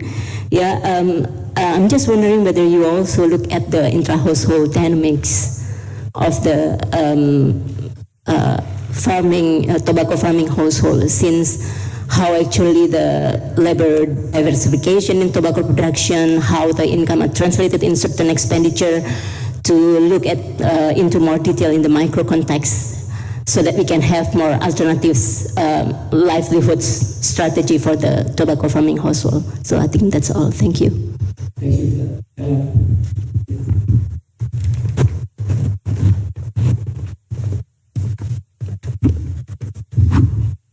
Well, thank you all three speakers for excellent presentation. So my first is actually just a brief comment to Professor Hasbullah on that cash transfer BLT actually subsidize the smoking behavior. I think a more recent studies shows that a solid evidence that at least that at best actually a correlation more rather than causality. I think more evidence now, very solid evidence shows that cash transfer, conditional or unconditional, is actually not really evidently increase the smoking behavior. In fact, even if we found that in some exception, if we found that in some cases perhaps like cash transfer might increase the smoking behavior,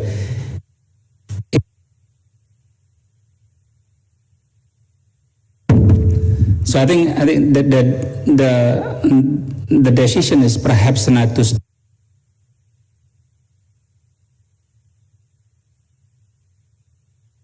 And if you stop the cash transfer, definitely you punish the children, the mother, and things like that. So I think yes. So that's why I think more recent cash transfer, we switch the main beneficiaries from anyone, including father to mother, and that's somehow actually reduce the probability of that correlation with the increased behavior. The second question is actually related with so we have the study including with Gumilang that shows that there's some evidence on the crowding out effect of the smoking. And so it seems to me that if we only rely on the price policy instruments like so if this I'm not sure, perhaps Elisabeth can share the evidence from other countries.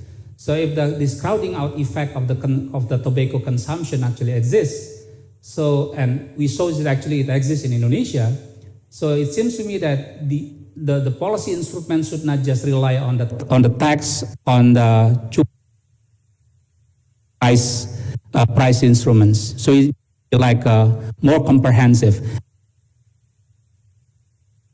And I agree. At the end, 100,000 per pack.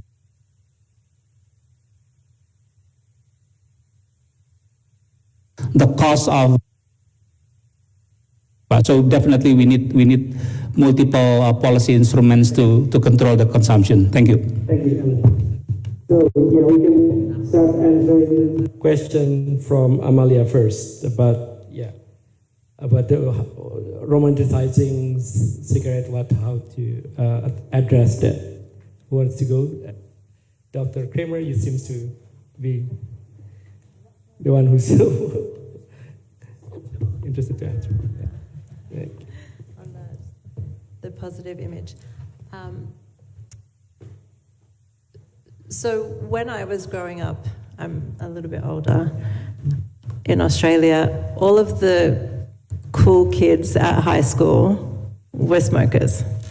If you wanted a reputation of being a particular kind of teenager, smoking was what you did.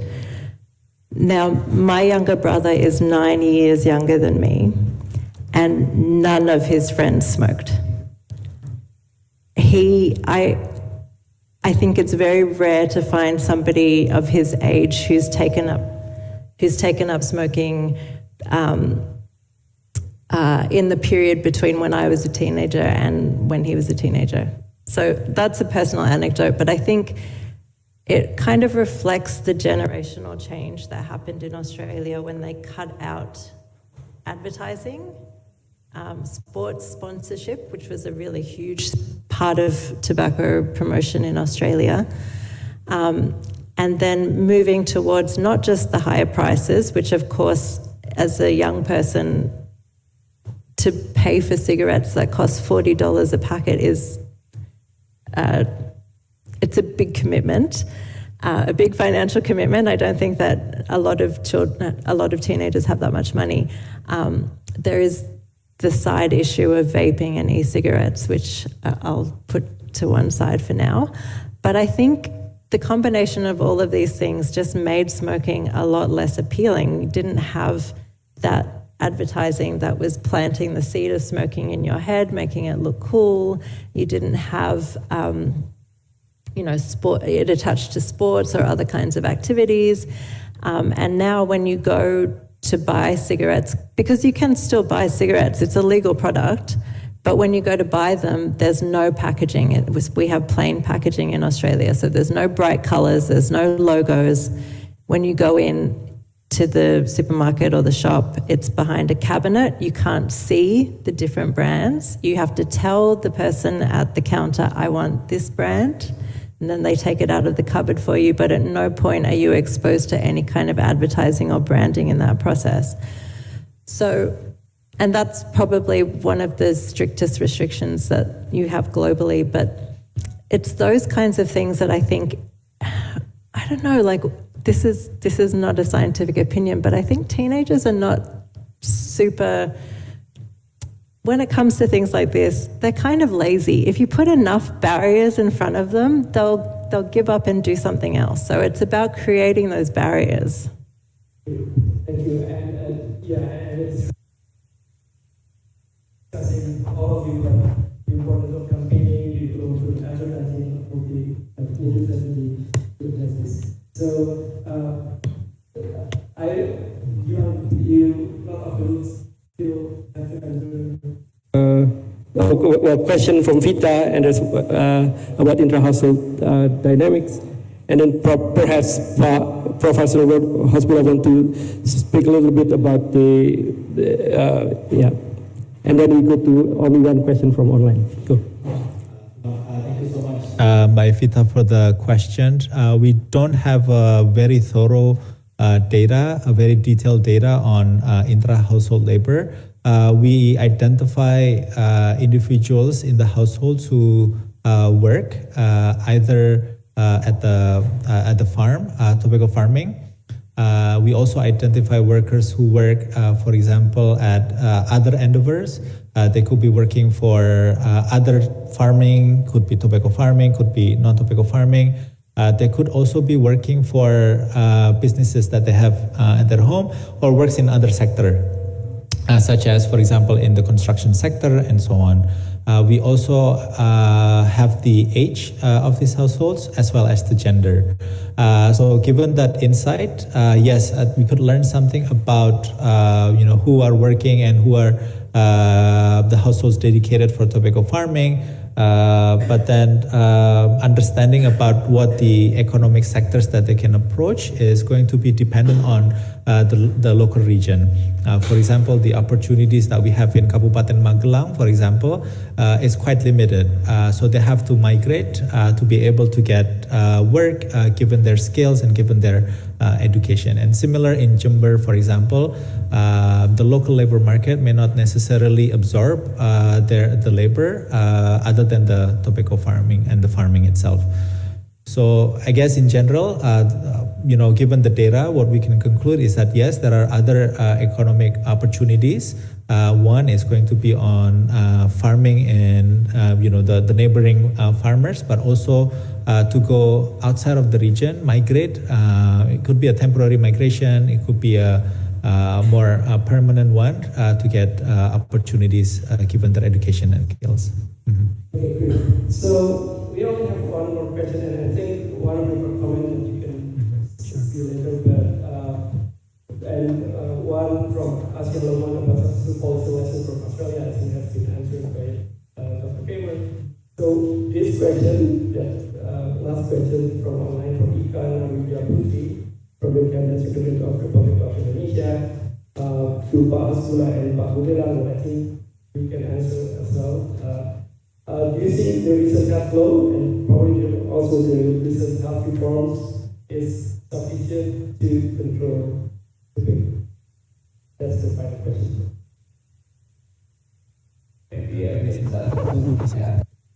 Start with the end because they can cover Elan and others. Yeah. I see in the health law that the law itself not adequately addressing the tobacco control or fighting for addiction. But if I read the draft of RPP, government regulation, actually the draft's already comprehensively good to cover to reduce smoking, to twist back the understanding and so on, following actually what the FCTC offer is the so-called empower. It's comprehensive, it's not only one action such. Yes, price is the best instrument, best evidence to impact people, because everybody want to have the low price. But price is, in the empower, is the last one, which is we already good enough on this, and we are good enough on the other and the first word, empower, monitor. Yeah, in monitoring, what we are doing actually monitoring, then we are already good enough. Academician did that. The second one, to protect, that's still not good enough for us. To protect people from buying cigarette by the affecting, making effective control, yeah, of smoking, selling cigarette in batangan, for example. That's still people buying batangan, and they say parents not educated to not to let the kid smoking and so on. So that's the second one is not good one, the protect. The offer to quit smoking also not good enough, although it's still already there. Yeah, the offer that's the next one, empower, provide warning. The warning we already did with this graphic warning, but still too small, 40% only. If you buy Indonesian cigarette in Nepal, the graphic warning is 90% of the box. Yeah, so they follow when we have that. That's because we are not enforced. So that's still lacking also with us. Yeah. So that's in the middle of this empower is not good enough. We are already good enough in monitoring and raising taxes, although not very optimal, but still continues. That's good enough. So this is the situation. But I believe the more event like this we organize, the more people expose. And if the draft of RPP of the current health law, law number 17, been implemented or not cut by other ministry, because there's complexities. That probably we'll see if we look at the history in Australia after 5-10 years, then we can see the declining of tobacco smoking. And good Pak Elan already also connecting this and monitoring the BLT recipient PM smoking behavior. That's already good enough. Yeah. Okay. Thank you.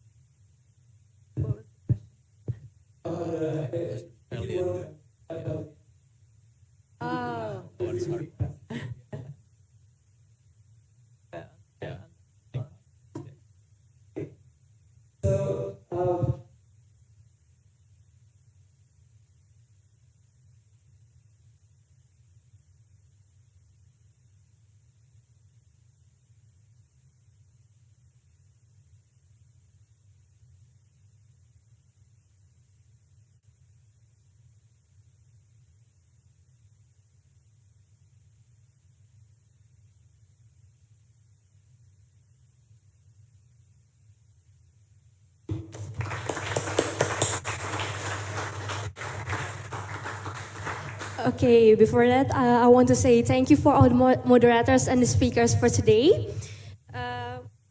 Before we close our agenda today, I would like to remind you the participants who attend even online are entitled to have an e-certificate.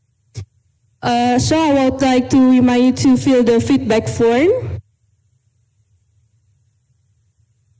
To our operators.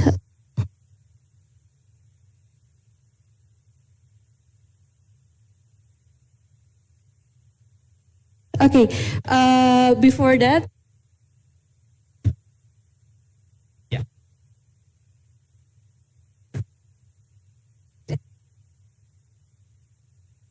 Okay, before we close our event today, let's take a picture or take a wonderful moment together. I'd like to invite everyone to stand up and all the speakers and moderators together in the front of the participants.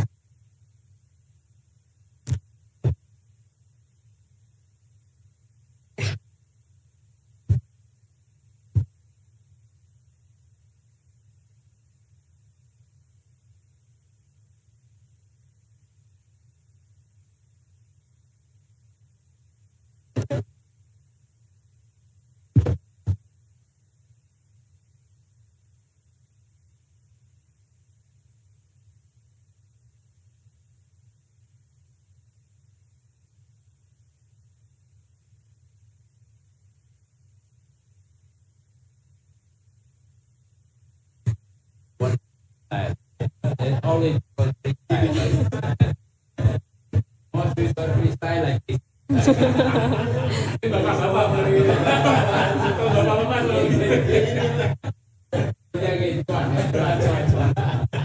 Yeah, just take it the one that we're talking. You want freestyle. Oh no, we have to go to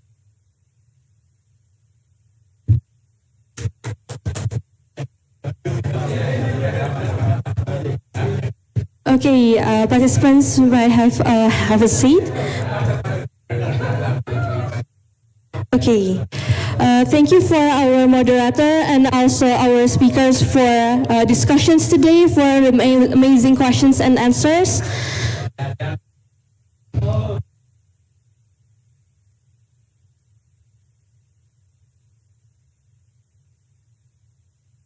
Okay.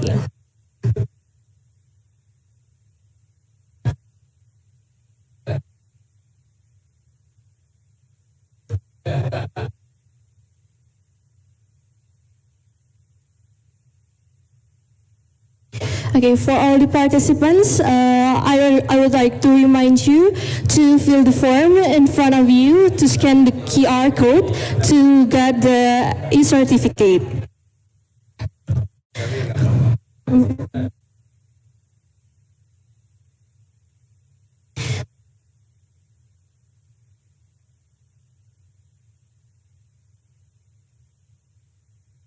I would like to thank you for all the participants for attending the Sinarku X 7th Mubyarto Public Policy, and we look forward to see you on the next Sinarku. We will say a very big thank you and have you a great day. Thank you.